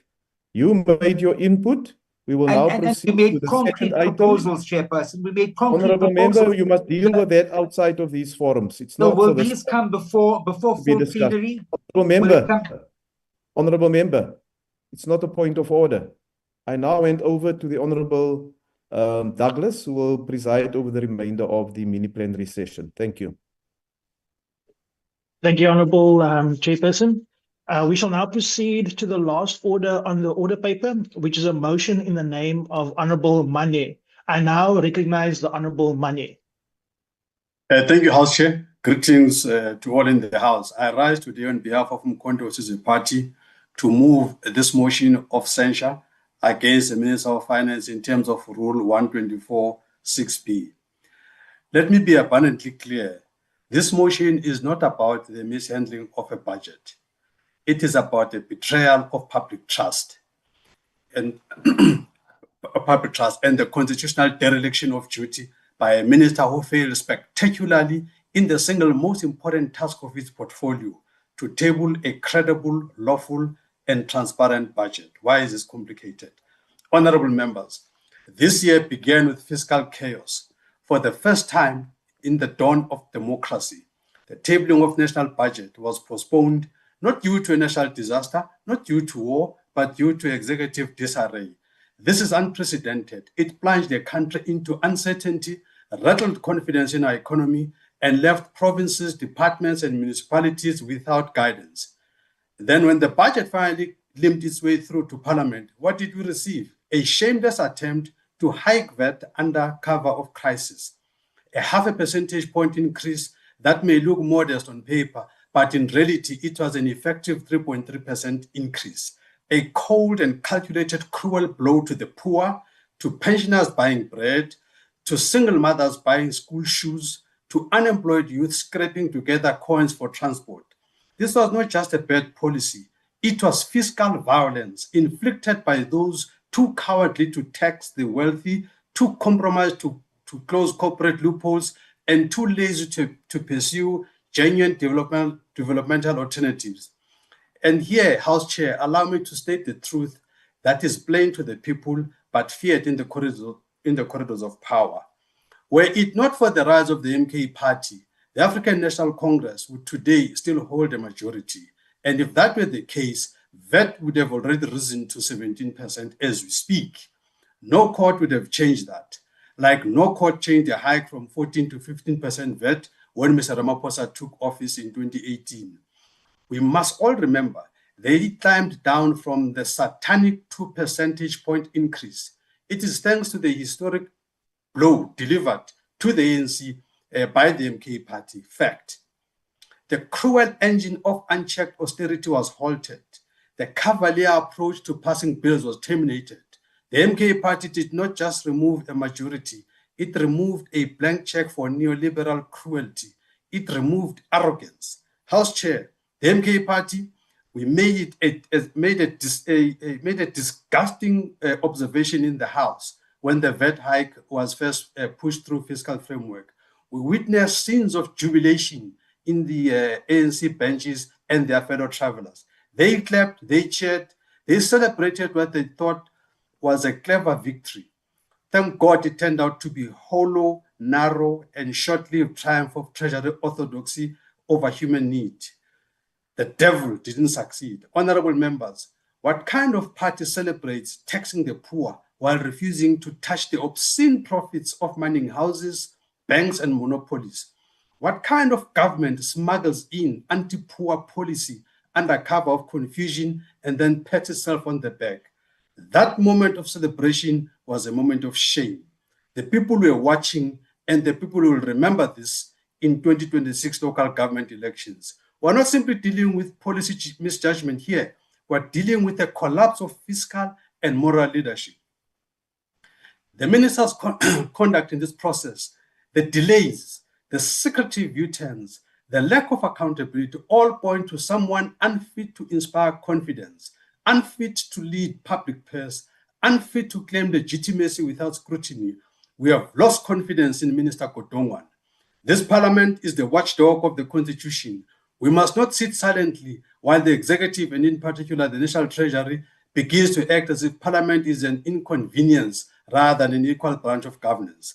I therefore move that this House, number one, notes with grave concern that the Minister of Finance mishandled the national budget process, undermining the integrity, credibility, and constitutional responsibilities of fiscal governance. Secondly, further notes that this mishandling included the unprecedented postponement of the budget, creating fiscal uncertainty and public trust. Thirdly, acknowledge that the delayed fiscal framework included a deeply regressive VAT hike, abandoned only after Parliament already adopted it. Fourthly, observes with dismay that this hike was met with celebration by the ANC caucus and its fellow travelers, despite the pain it promised to inflict on the most vulnerable.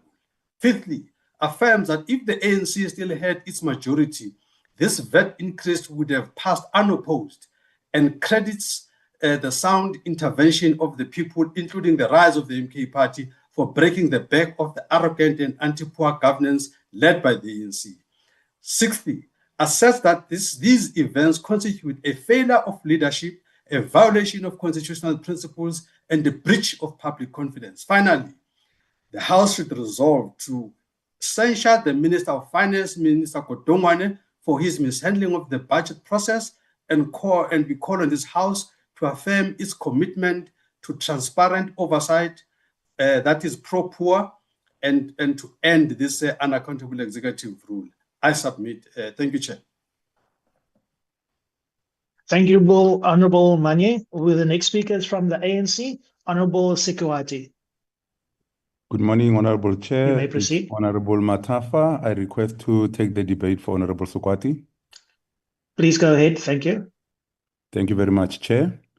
One of the gains of our constitutional democracy is the involvement of all South Africans in the determination of laws and mechanisms to exercise our rights. The budget is no longer a determination of a white minority, which structured the fiscal framework to benefit the minority whites, excluding the black majority. Excuse me. 31 years later, the African National Congress, I beg your pardon, the African National Congress has taken decisive measures which have developed a people-driven government which serves all South Africans and prioritizes the historically disadvantaged. We have transformed the legislative process to ensure the public is adequately involved in the decision-making process by Parliament. As a tribune to the people, we are a public representatives, and in the exercise of our constitutional obligations, we advance the interest of our constituencies.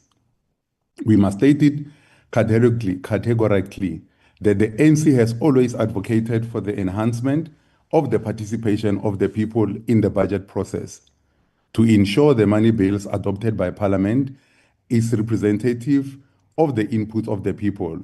A far cry from the arrogance Honorable Manye is referring to. A critical fact to recognize is that budgeting is done in a 3-year cycle, with a budget tabled annually and a medium-term budget policy statement, which also includes proposed adjustment. This is important to recognize that the process of public participation has an ongoing effect and consideration in the money bills process.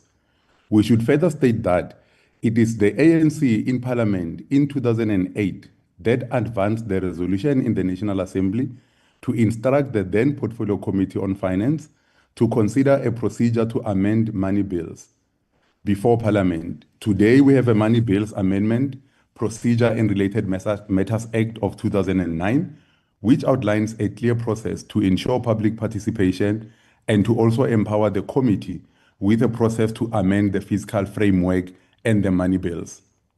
The experience of the processing of the 2025 budget is not a result of mishandling of the national budget process as suggested by Honorable Manye, but a product of robust public involvement and public response on the revenue proposals to appropriate funds for different budget votes.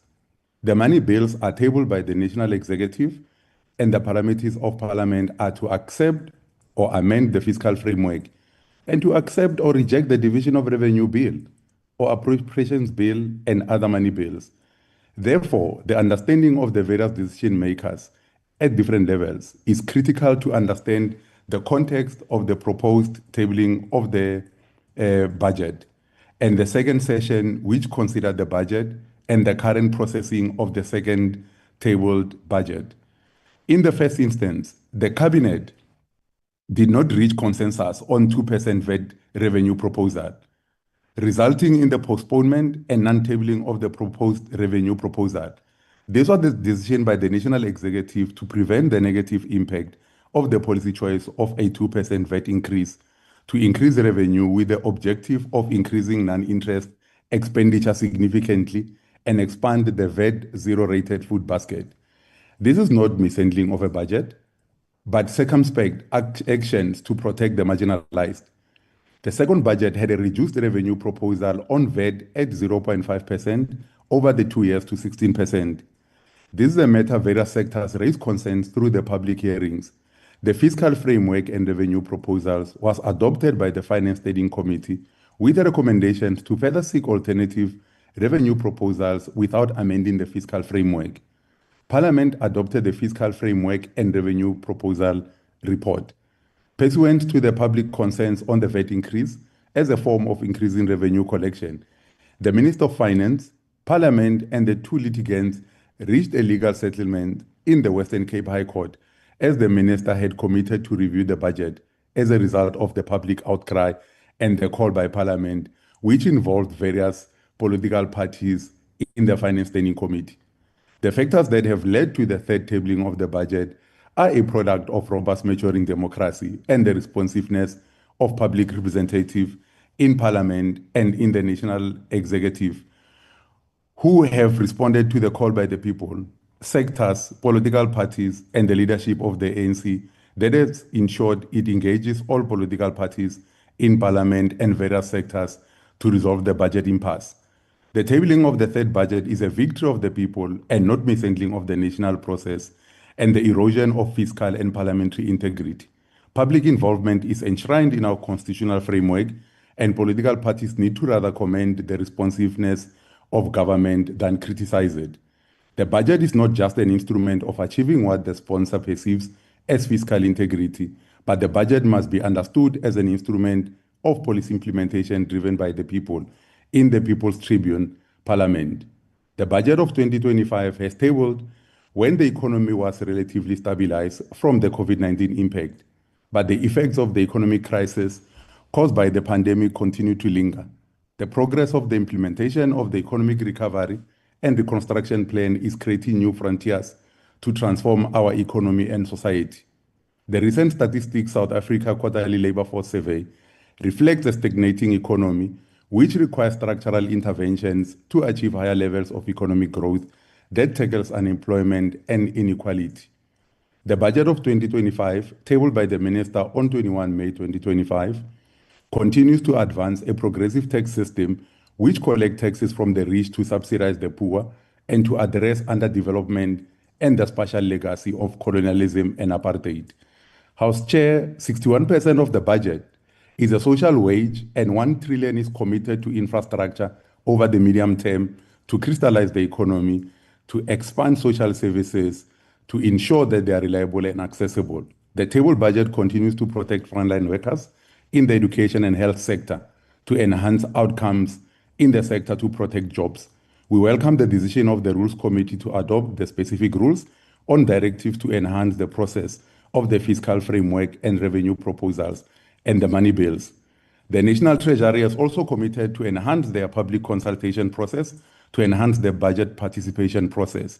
The Minister of Finance need not to be censured for being responsive to the call of the public and Parliament, and he tables a budget on behalf of the Cabinet. Therefore, the motion of this debate is rather imagined than a reality. The national budget is an instrument of policy implementation driven by the people and not by the executive. Thank you very much, House Chair. Thank you very much. Our next speaker is from MK, Honorable Molefe. Thank you. Thank you, House Chair. Chairperson, the failure on 2 occasions by the Minister of Finance to present to Parliament a credible macroeconomic strategy and fiscal framework that are worthy of Parliament's approval is not a laughing matter, especially when the third attempt is a lame attempt to put out a raging unemployment, poverty, and inequality inferno with a toy water gun. Today, Speaker, marks the 37th day that the government of the Republic of South Africa has been operating without an approved budget. This fact alone represents the spectacular manner in which the Minister of Finance has betrayed the trust that South Africans, especially the poor, have placed on the government. This motion is for Parliament to express its most severe disapproval in the manner in which the Minister of Finance has mishandled the budget process and fiscal framework of the 2025 budget. Section 215 of the Constitution requires that the national budget and budgetary processes must promote transparency, accountability, and effective financial management of the economy. To give effect to this constitutional obligation, the Public Finance Management Act establishes the National Treasury in Section 5 and designates the Minister of Finance as the head of the Treasury, with the responsibility to, amongst others, coordinate macroeconomic policy and make policy decisions and manage the budget preparation process. It is our contention that the minister has failed in his constitutional obligations on 2 occasions to present to Parliament for its approval a budget that is transparent and is a tool for the management of the South African economy and the emancipation of our people from poverty. In addition, the minister has failed to meet his legislative obligation as the head of the Treasury to coordinate macroeconomic policy and oversee the budget preparation process in a manner that manages the South African economy effectively. Nobody, including the National Treasury, disputes the fact that our single biggest problem that even qualifies to be elevated into being the national question of today is the toxic combination of unemployment, poverty, and inequality, which has plunged the majority of our citizens into a protracted encounter with hopelessness as they continue to exist in the fringes of our bourgeois economy. South Africa's unemployment rate stands at a staggering 43.1%, representing 12.7 million people without jobs. Youth unemployment is even more alarming, 7%, with African women disproportionately affected at 51.7%. Provincial disparities are stark, with the Northwest Province recording 56% unemployment rate. These figures contrast sharply with the global unemployment rate of 4.9%, where over 80 countries have achieved full employment, defined as unemployment below 5%, generating only 249,000 jobs annually against 768,000 new labor market entrants. To achieve full employment by 2036, the economy would need to create 1.6 million jobs per year. The 2025 budget and medium-term expenditure framework will fail to deliver the growth that is needed to meet the government's own medium-term development plan, a GDP growth target of 3% by 2030. This target is far beyond the reach of the standards and trajectory that the National Treasury has set with the current budget. The attempt by the Minister of Finance on 2 aborted occasions to introduce a deeply flawed VAT increase was the height of an absence of emotional intelligence and ideological bankruptcy. VAT is regressive, it hurts the poor more, it dampens consumption expenditure, it is anti-growth, and it is inflationary. Even some members of the GNU pointed out the folly of attempting to introduce such a tax, with the result that the GNU took itself to court. This laid bare for the world and beyond to see the fragility of the GNU, which was born out of expedience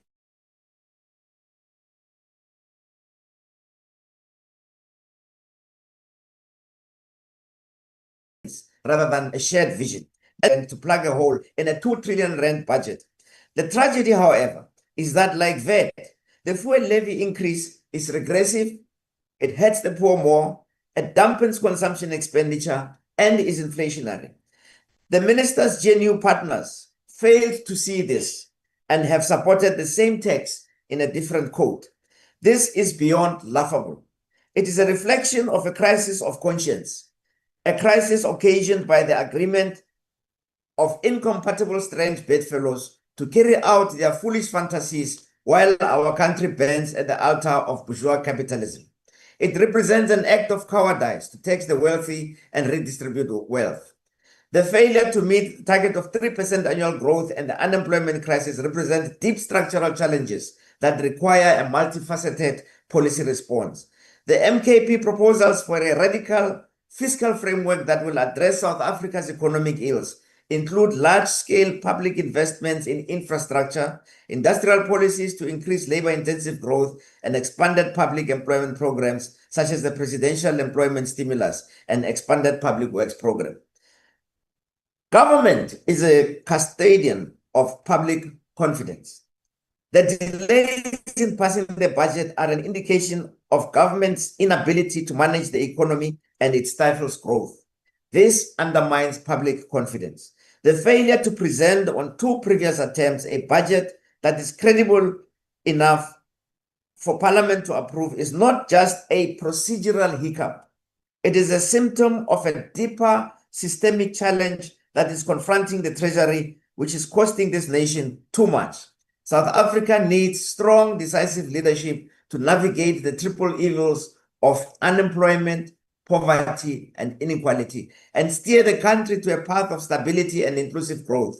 The budget was an opportunity for the Minister of Finance to provide clarity and direction and offer a roadmap for navigating our deep-cutting structural problems that are weighing heavily on those who, on a daily basis, have to suffer the indignity of unemployment, poverty, and inequality. Sadly, this opportunity was squandered. We therefore move that for this ignoble oversight, Parliament needs to censure the Honourable Minister. Thank you, Chairperson.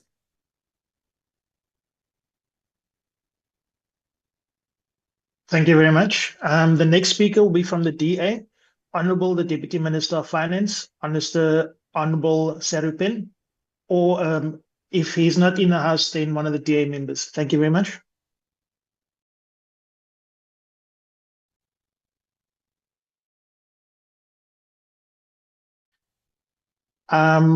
Is there anybody from the DA?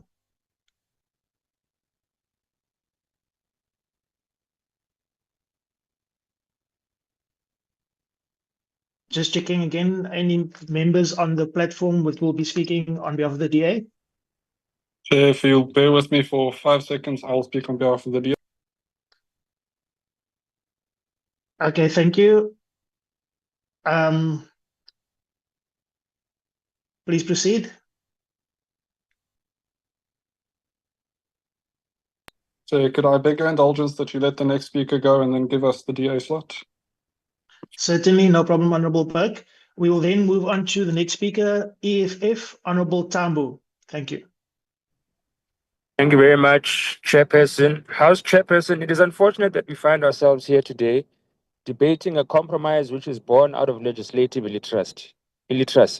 We must recall that this motion comes as an alternative to an attempt at doing a motion of no confidence on the minister, which reflects the dire state of political opposition in South Africa. Regardless, South Africa has been in an unprecedented financial crisis as a result of gross incompetence by Minister Enoch Godongwana.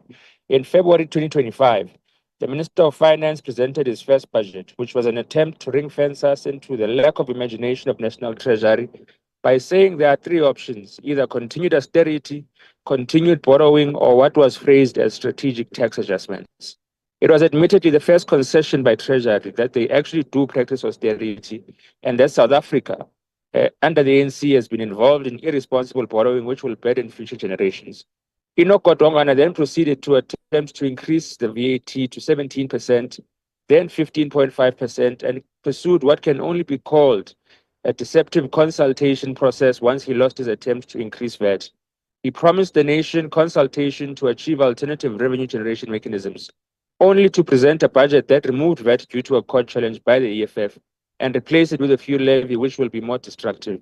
The only certainty is that Enoch Godongwana is not fit for purpose and is committed to the neoliberal idea of privatization and austerity.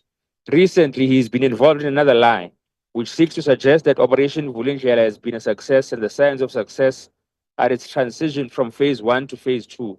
Ironically, as their privatization program transitions, 219,000 jobs have been lost in the first quarter of 2025, and economic growth has stagnated at 0.1%.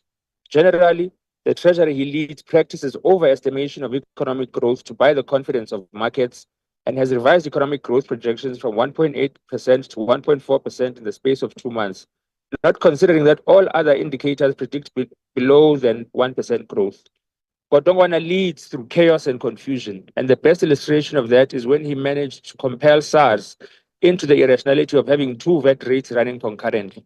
Under Kotongwana, our country almost had 2 methods of taxation for food, and that is his legacy.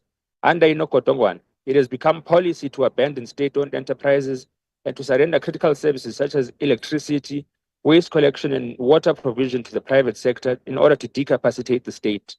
At the center of his budgets, be it version 1, 2, or 3, has been an inability to grow the economy and create jobs. And any Minister of Finance who presides over the massive joblessness that characterizes our country should be ashamed. It is undeniable that the Minister of Finance is a failure that we are stuck with. And if he had any self-respect, he would have long resigned. It is our responsibility as South Africans to ensure the collapse of the ANC to protect future generations from the current crisis and irresponsible fiscal policy.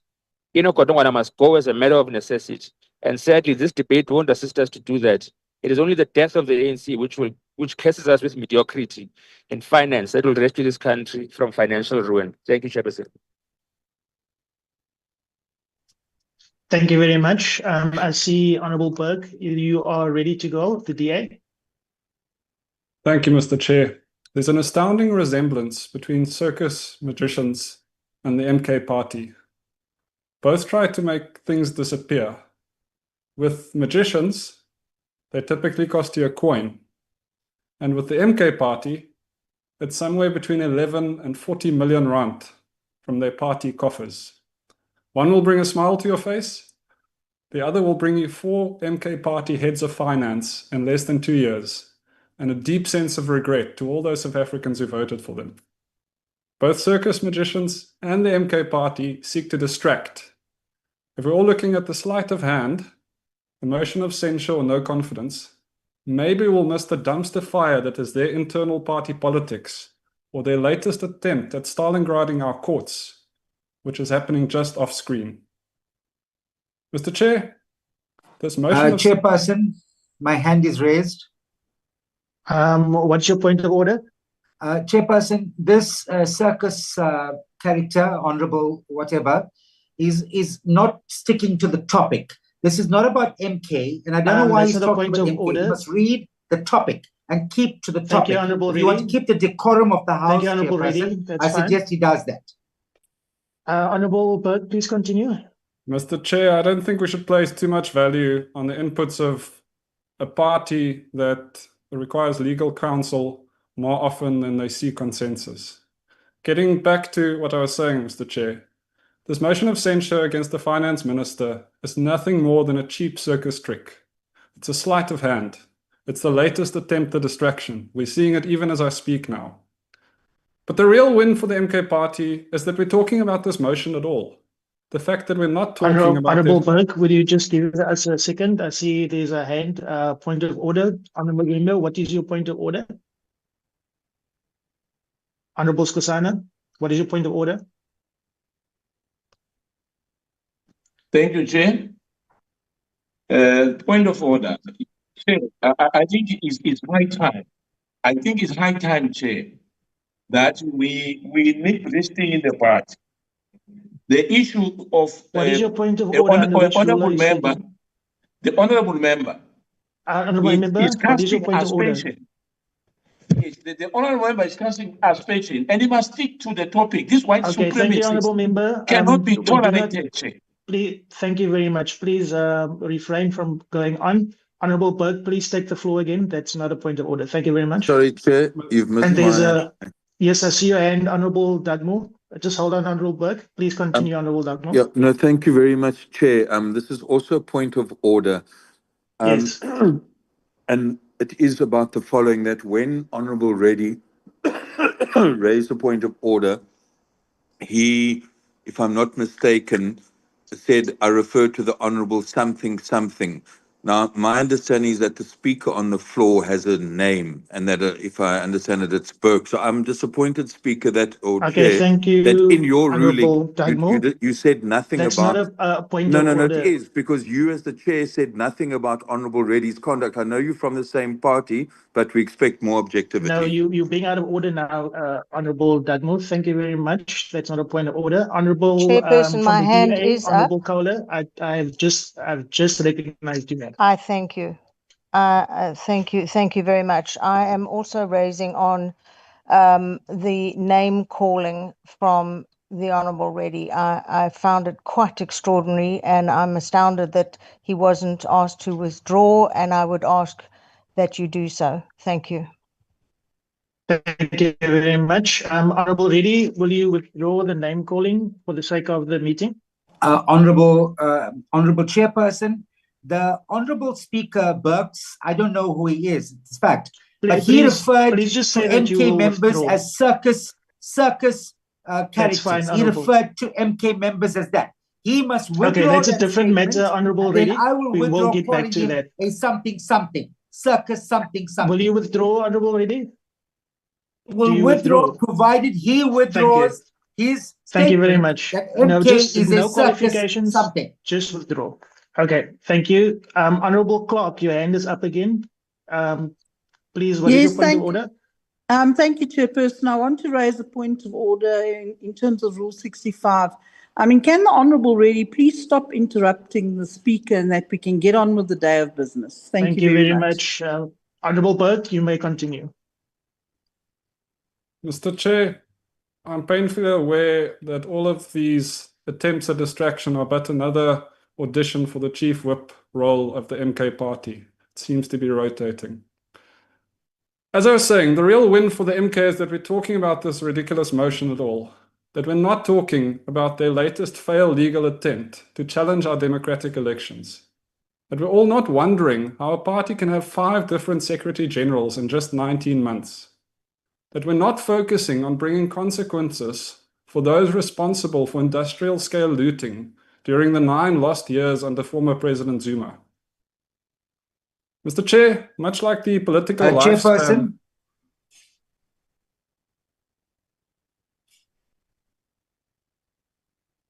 Mr. Chair, as I was saying, much like the political lifespan of senior MK officials, just hold on, I'll try to Honourable make Burke. this speech very short. Okay, thank you, Honourable Burke. Just hold on for a second. Honourable Reddy, why do you want to be recognized? Chairperson, I rise in terms of Rule 68. The member on the floor, I mean, really, he belongs to a party that claims to be supporting clean governance, and yet MK is bringing something that talks to the Minister of Finance, failing the people of this country. He deviates, he makes irrelevant comments, and he repeats himself. He's really a small boy. He's a small boy. He needs to learn about politics. Thank you, Honourable Reddy. Thank you very much. Honourable Skosana, what is your point of order? And please do not make more frivolous points of order continually. I've allowed for the debate to go forward. We would like to hear what Honourable Burke has to say. But as we move forward, please, when you do raise a point of order, please quote the rule and make sure that it applies. Honourable Skosana, thank you. What is your point of order? Thank you, Chair. Thank you, Chair. I'm still saying once again that the rules are very clear. These white supremacists, this honourable member is talking about. Make a speech. No, What is I'm your saying what is your he's point of talking order? about something which is not relevant here. He's busy casting aspersion over MK party. He must be speak to the debate. Thank you There's very no much. nine Thank you very wasted much. years. We have 2 more hands. Honourable Esek from the DA. What is your point of order? Thank you, Chair. Chair, it's Honourable Esak. Esak, I apologize. This is Honourable Mark Burke's opportunity to debate. Please allow him his time slot to debate and express his views like all other parties have had an opportunity. In fact, people like Honourable Reddy should just be removed from the platform. Okay, thank you very much. Your point is noted. We will take it up with the table. Honourable Makalipi, EFF. Hi, Chair, I'm just laughing at you as an MK chair and your members in this platform. Just a laugh, Chair, nothing else. Okay, thank you very much. Honorable Burke, please continue. Mr. Chair, as I was saying, I'll make my speech hopefully as short as the lifespan of senior MK officials. The quicker we dismiss the silly motion, the less it will benefit those who seek to distract us. However, I'm not going to sugarcoat it.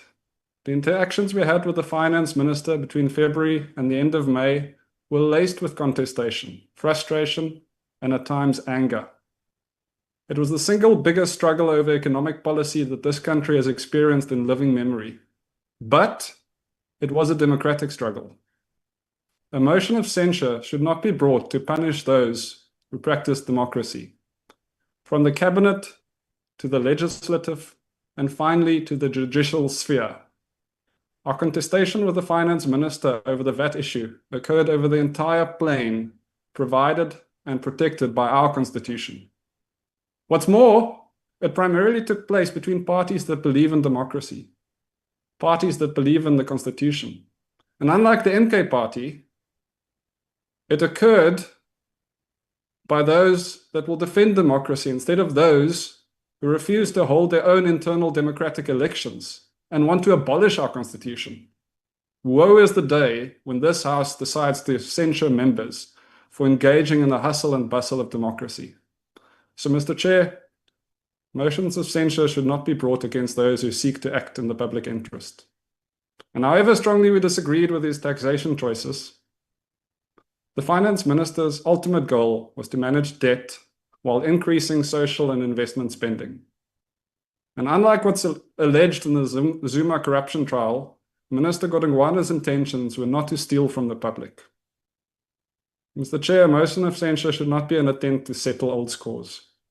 So let me remind the House of a statement that formed part of the Zondo Commission of Inquiry into State Capture. The statement was made by a former DG of our National Treasury, and it reads, that evening, after the firing of Finance Minister Nene, I received a call from Mr. Enoch Godongwana, who said, you're now getting a Gupta minister who will arrive with advisors. So to those trying to make us forget, the Gupta minister that is being alluded to, like so many others from that era, is now a member of the MK in this House. Mr. Chair, a motion of censure is not a tool to be abused. It's not a spear-shaped weapon. It is not something we can allow a party to wield in pursuit of distraction. It's not an instrument to undermine and stifle democracy. So we in the DA are rejecting this motion because that's what partners do. And if a minister in the GNU is to be censured, be that ANC, DA or otherwise, it will be in a manner and at a time of our choosing. Are you finished, Honorable Burke? I am. Okay, thank you. The next speaker will be from the IFP, Honorable Hadebe. Thank you. You may take the floor. Thank you, House Chairperson. The 19th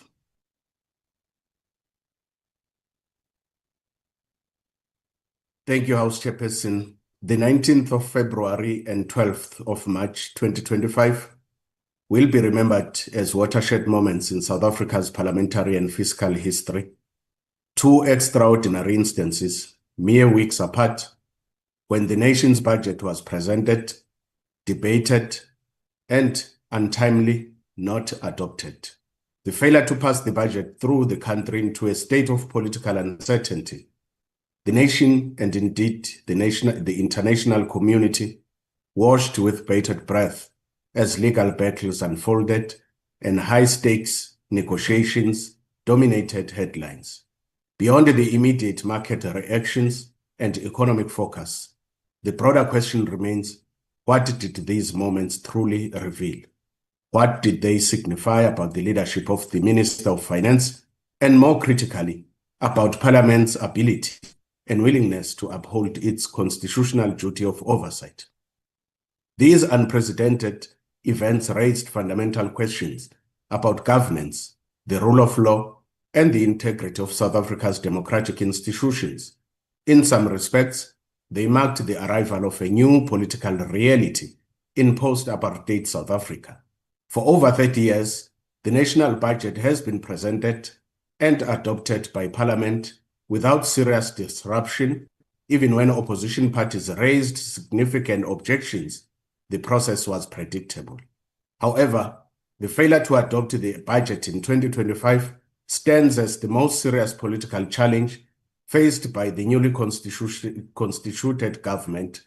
While the IFP fully recognizes the critical importance of passing a national budget to ensure the smooth functioning of government and the uninterrupted delivery of public services, it is equally vital that this process not come at the expense of accountability.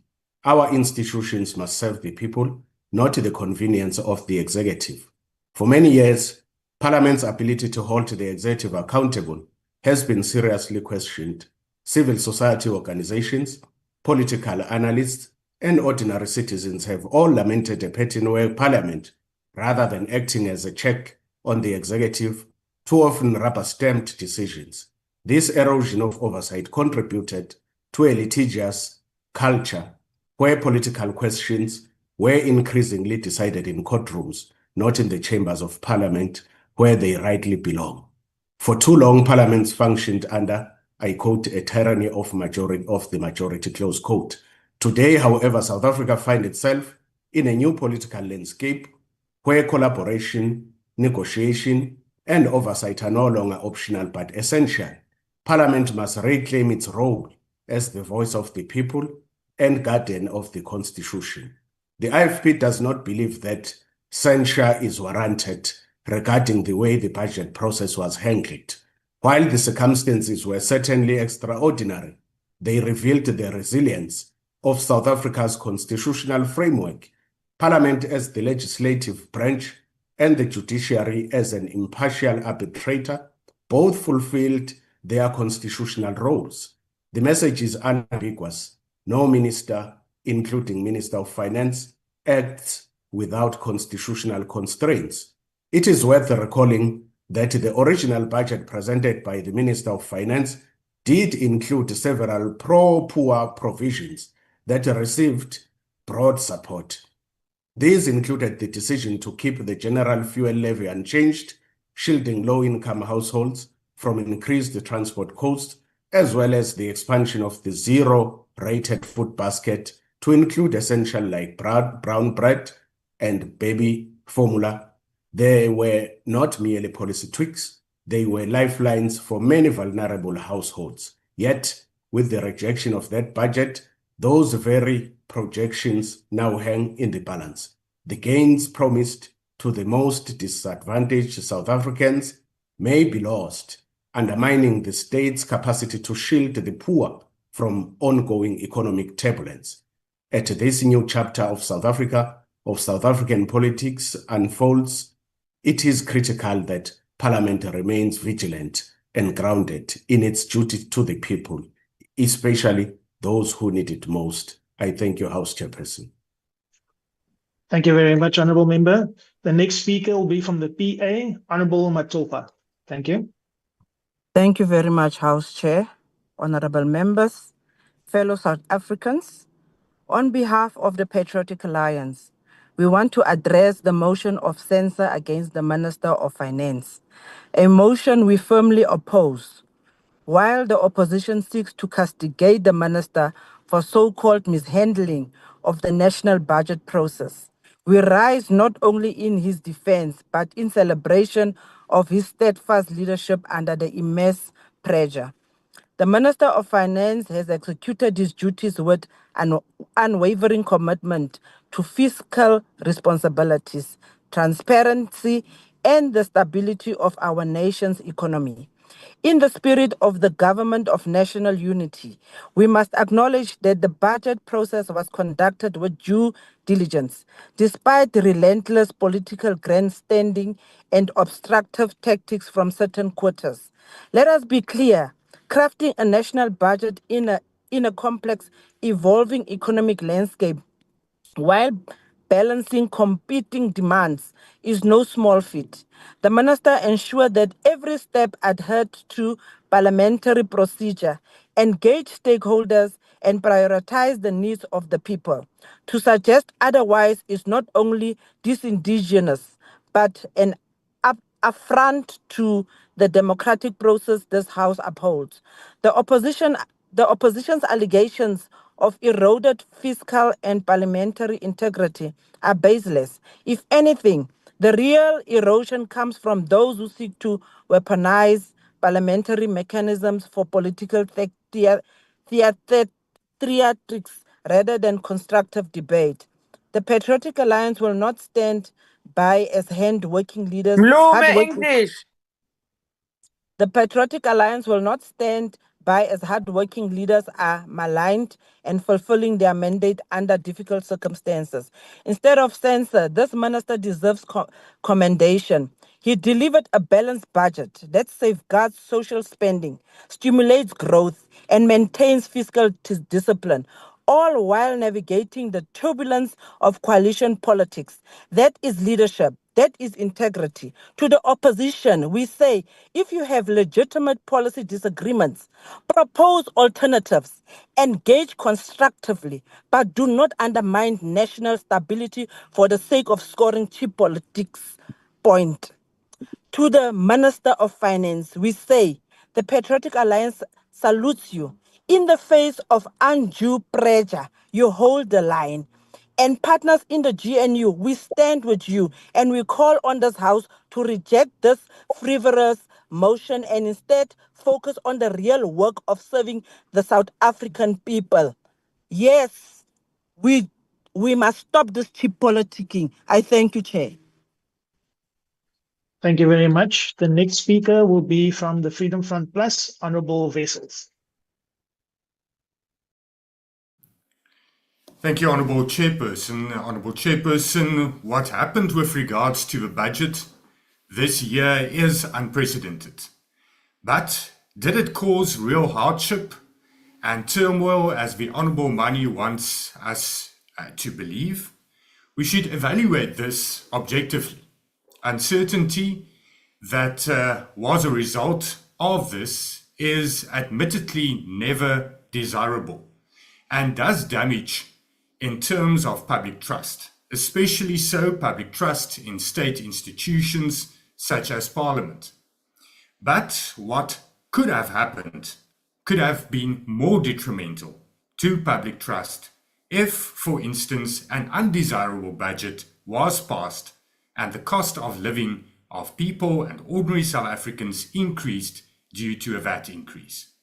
What could have happened could have been much worse than uncertainty if, for instance, there was a government shutdown, if the budget was voted down during the parliamentary process. This has happened in a country like the USA numerous times.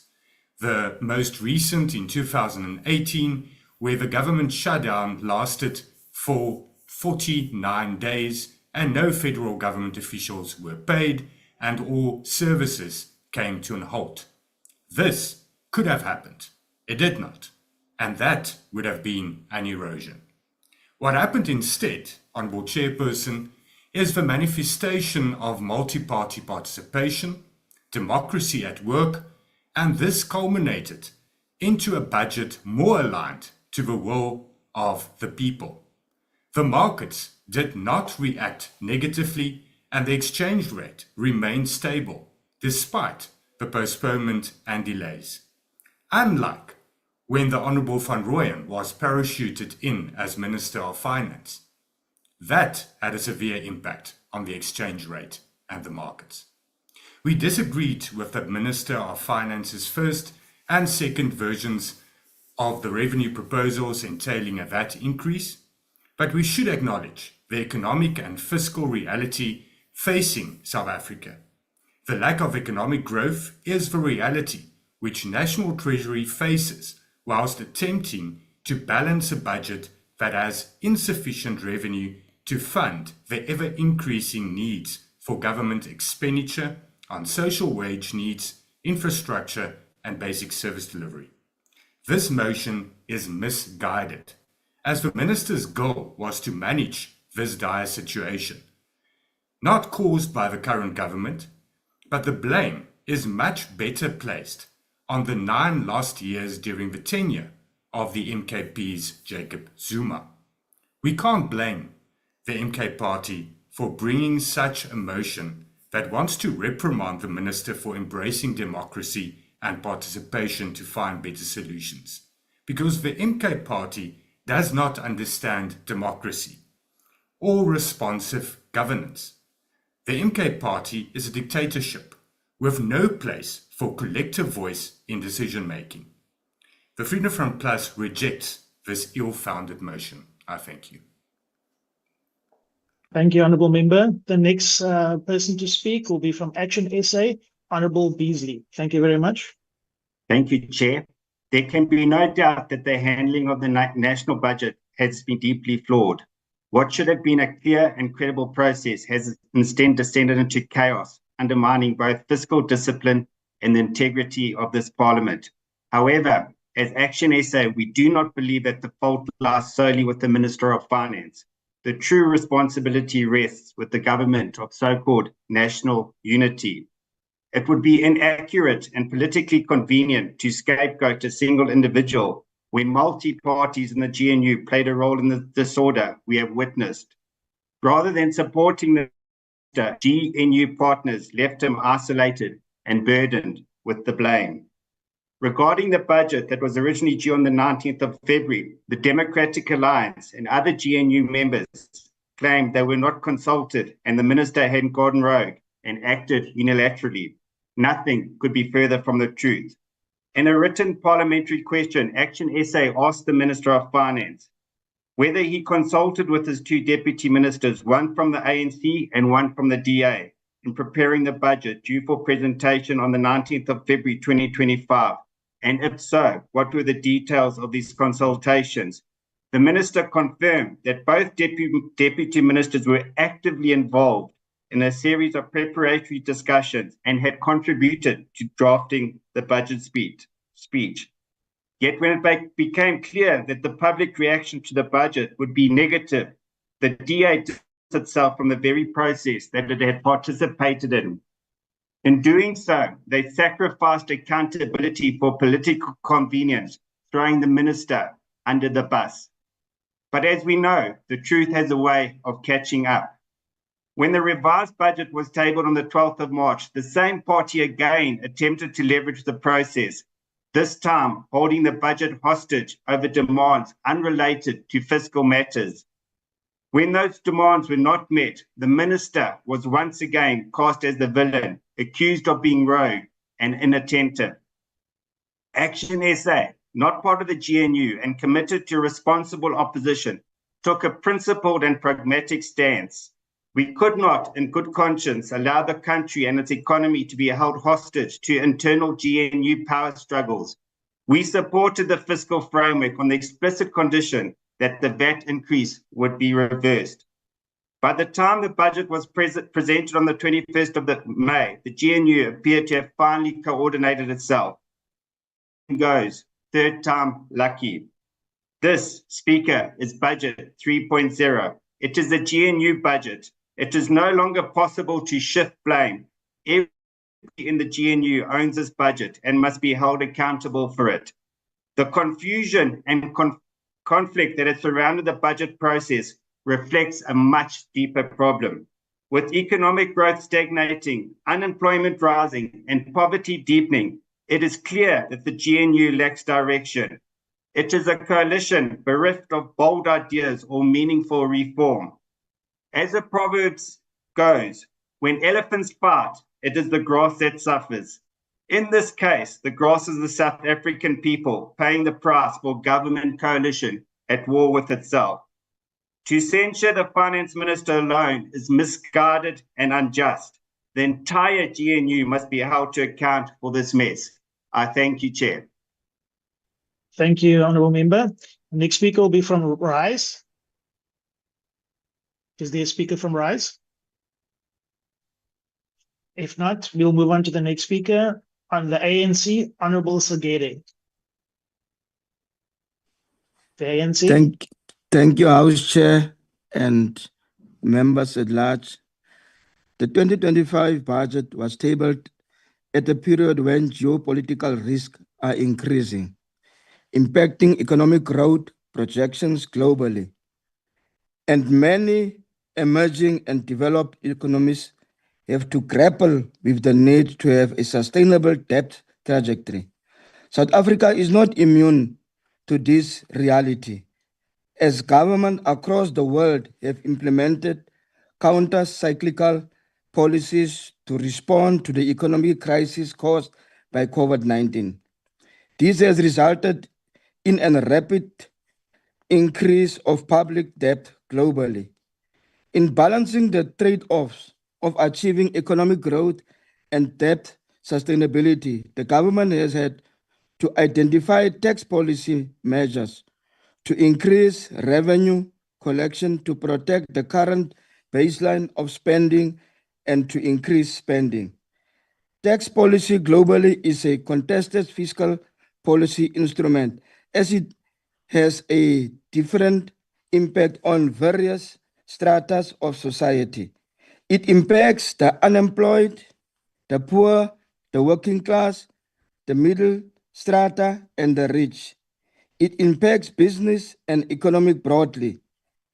It is therefore not a strange phenomenon to have a highly contested budget due to the VAT proposal. Recently, House Chair, Kenya had a budget impasse, which resulted to numerous protests and delays in the processing of the budget due to the tax proposals and the budget cuts. In Italy, the budget is a contested process due to its high level of public debts and the imposition of fiscal rules from the EU. In Belgium, a 7-month deadlock delayed the adoption of the budget. These illustrate that a budget process is a contentious process which requires optimal attention and response by Parliament and the national executive.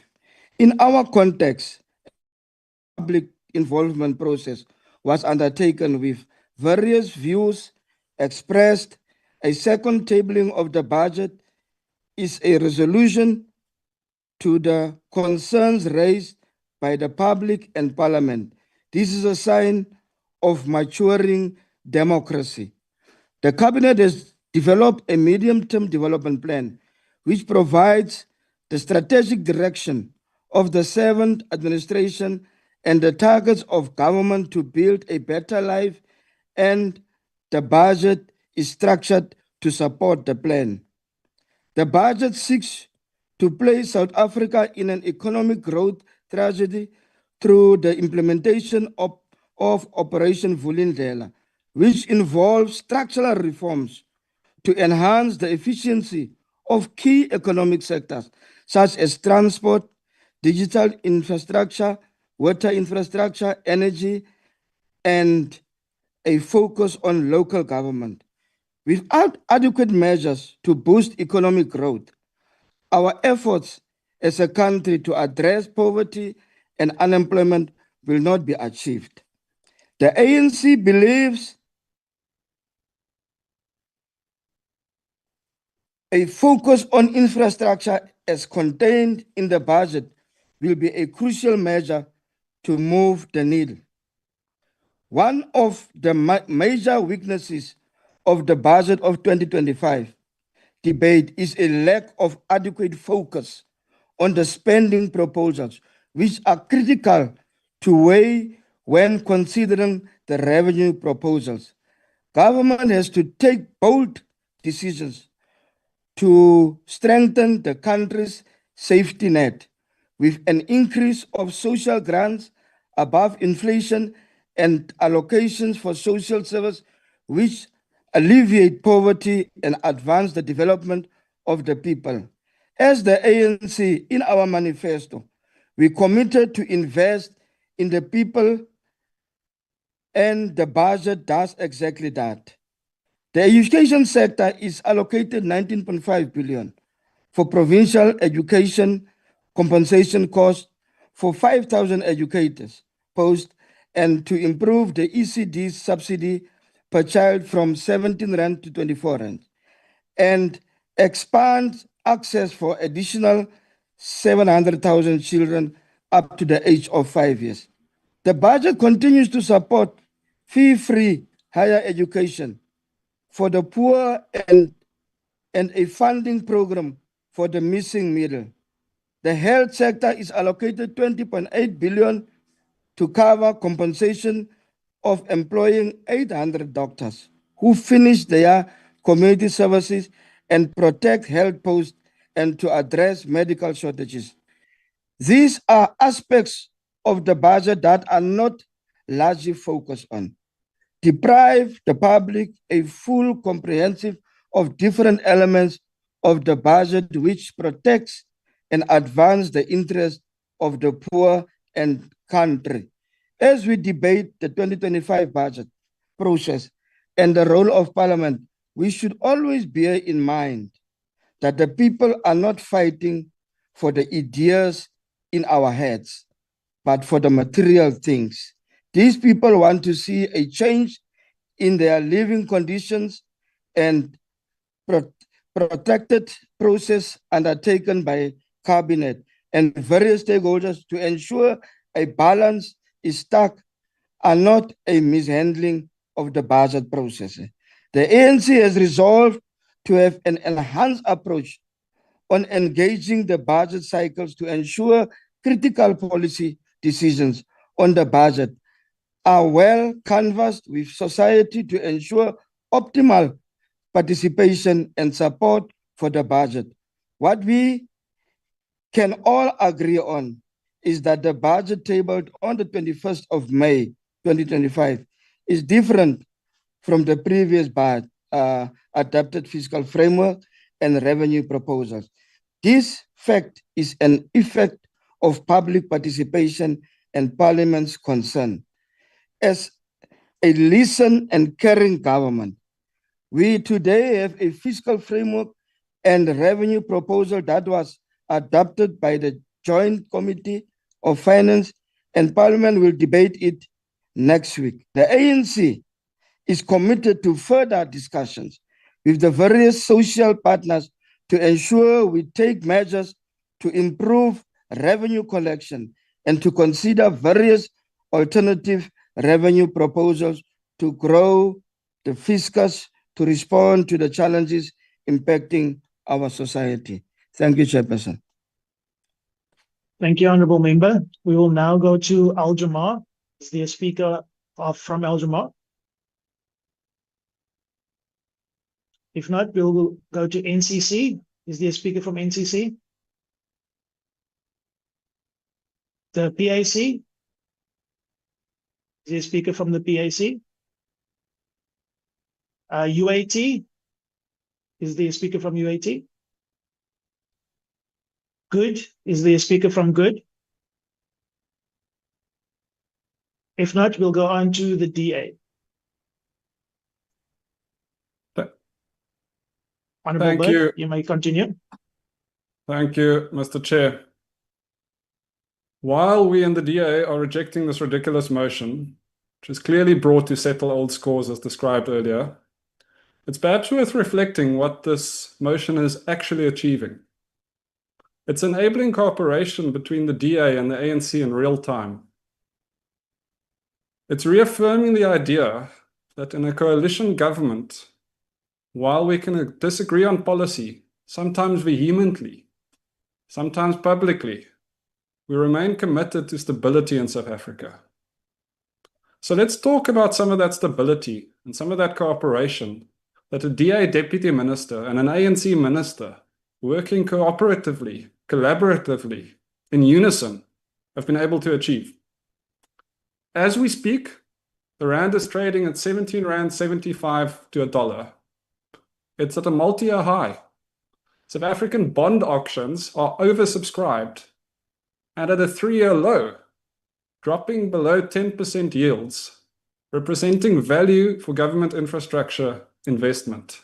We are able to invest cheaper than we were before, and we're able to do more with a full trillion rand allocated over the next 3 years towards infrastructure investment. This is what the Minister of Finance and the Deputy Minister of Finance have been able to achieve with this budget cycle. We've been able to increase social spending. We've been able to increase allocations, but we've also been able to increase investment that creates opportunity in the short term by building infrastructure and creates the environment in the long term for the private sector to keep creating opportunities for our people. And while we're doing all of this infrastructure investment, as part of this budget cycle, we'll kick off a comprehensive spending review. A spending review that will not only look for inefficiencies, such as the 10% of their workforce within PRASA that were discovered to be ghost workers, but we'll also be looking across departments why there's so much replication, which functions can be consolidated and which functions can be scrapped entirely. We are hopeful that this comprehensive spending review can lead to multiples of whatever a VAT increase might have added to the fiscus. These are the sorts of real changes that a minister and a deputy minister committed to cooperation are able to achieve. Now, Mr. Chair, the difficulty with the MK bringing this motion is I'm uncertain whether this was brought by an individual while he was still the chief whip or when he was no longer the chief whip. And whoever instructed for that motion to be brought, effectively the MK giving financial advice is like appointing a fox to run the hen house. And you'd be surprised if any chicken survived in that case. And for the accusations earlier of thoughts of supremacy, I know that confidence can sound like arrogance. I'm aware of that. And it's especially perhaps true for those who mistake volume for leadership. But I can assure you, I came with arguments. The DA came with arguments, not with attitude. And it's really wild at the same time to listen to the delusional musings of some members that are able to try and reframe history in real time. For example, while I personally enjoy our conversations, it's absolutely wild to listen to Honorable Beasley's big budget bungle as a fault somehow on behalf of the DA. And Mr. Chair, while I have much respect for my colleague from the EFF, it's unfortunate that he represents a party that insists that we all be lectured on economic policy by individuals that confuse luxury lifestyles with a revolutionary struggle. Mr. Chair, I can go on about the hypocrisy manifesting in the House today, but perhaps let's end it here by saying this is a frivolous motion that does not... Are you saying only white to understand economics? Honorable member, please breathe. You have not recognized you. Honorable member, I have not recognized you. Honorable member, I have not recognized you. Can't be told by you. Thank you, Honorable Burke. Please continue. As I was saying, Mr. Chair, there are those that would attempt to sow division. There are those that would try and rewrite history in real time. But in effect, what they're doing is they're accelerating cooperation, they're accelerating consolidation, and they're allowing us to find ways to make a budget work for South Africans. So let's all, with broad support, reject this silly motion. It has no support, it's wasting our time, and we need to get on with the business of running a country. Thank you, Honorable Member. Our next speaker will be from the ANC, Honorable Mazibuko. Thank you. Thank you very much, House Chair. House Chair, sinengxaki. Some amongst us missed orientation week of Parliament, or maybe I should say, some amongst us refused to read the budget guide as provided by this Parliament. This guide tells us that the budget process in South Africa is not simple. It is complicated, and lastly, it is complex. Simple, complex, complicated are crucial words that must be memorized when debating this motion. June month, Honorable Chair, is about celebrating our freedom and celebrating our youth. I am reminded of our former President Thabo Mbeki's debate on the 3rd of June in 1998 when debated the budget vote for the office of the Deputy President. In his debate, he acknowledged the ill-informed statements made. He then makes a critical point that reminded the House of the importance related to facing the reality of South Africa's two nations concept. Honorable Chair, we must acknowledge our realities. The outcomes of the 2024 elections gave us the government of national unity that had the enormous task of planning and budgeting for one nation that lives in two economies. Let us pause for a minute and reflect what it is we are debating. Is the politics of managing a budget, or is it ignorance of understanding three simple words: simple, complicated, and complex? Honorable Chair, back to the budget guide, which tells us that the budget of any 1 year undergoes 4 stages: drafting, legislative process, implementation, auditing, and assessment. Let us zoom into the second stage, which states as follows, I quote, "The second phase of the budget process is the legislative stage when the budget package is tabled in the NA by the Minister of Finance. This is typically done in February each year." Please take note of the choice of word typically. The word must was not used. The ANC is of the position that the process of aligning the budget and the policy objectives is an ongoing process, as the budgeting cycle is an ever-evolving one under changing conditions. As Parliament, we have a continuous oversight obligation over the budget cycle and required by the Money Bills Amendment Procedure and Related Matters Act of 2009. To claim that this process undertaken in the budget of 2025 has resulted in an erosion of fiscal and parliamentary integrity reflects a residual comprehension of the overall aspect which contribute to fiscal credibility. Fiscal credibility also requires adherence to existing legislative and policy imperatives of budget and the required accountability and oversight. There cannot be integrity challenges when we have one of the most transparent budget process in the world, which has been stress tested under the current conditions of a coalition government. But the existing processes have proven to be robust, Honorable Chair.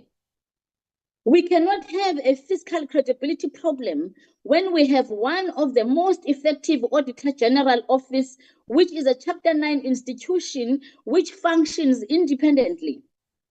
We should state in this House that one of the premises of the MK Zuma Party was its request to the Auditor General of South Africa to undertake a special audit, alleging that the postponement of the budget has led to wasteful spending.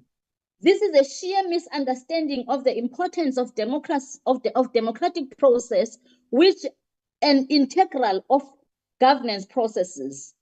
Any decision, Chair, that promotes public involvement is not a waste of public resources, but a support of democracy. In line with the investigations and special audits regulations, we believe the discretion of the Auditor General to reject the request was prudent in line with its functions, as the information requested by the MK Party can be reported by the National Treasury and respective organs of the state. The request made by the MK Party was frivolous, and it would have led to the organs of state incurring additional audit fees expenditure, as an audit comes at a cost. This is the frivolous premise behind the motion we debate today. The ANC House Chair call on all sectors of society to continue to be involved and engaged in various policy debates which impact the country and the well-being of all South Africans. Honorable Chair, the 2025 budget is about increasing spending to respond to critical policy priorities to create jobs, to industrialize and reindustrialize our economy and expand social services and ensure reliability and affordability. The debate we had as members of Parliament and society resulted in a people's budget aligned to our election outcomes and the goal and priorities of the 7th Parliament and administration. This budget protects our frontline workers who are critical to the quality of service provided for the people. We are confident, Chair, that government will continue to enhance its mechanisms to take into consideration various policy proposals from Parliament and the public, and we will continue to focus on various aspects of fiscal policy with the aim of shaping the medium-term budget policy statement towards the 2026 budget. Honorable House Chair, I shall repeat, Remoma Tadeng, Sinengaki. One thing we all know is that democracy prevailed and the budget was approved. This motion speaks of the budget as if budget were born in megaphones and bred in slogans. And this subject for discussion, Chair, is in the name of the former Chief Whip of the NKP. When one looks at its content and its frivolous nature, one can understand why he is no longer Chief Whip. If anyone should be censured, it is Honorable Mani for failing as NKP Chief Whip and wasting the valuable time of this House.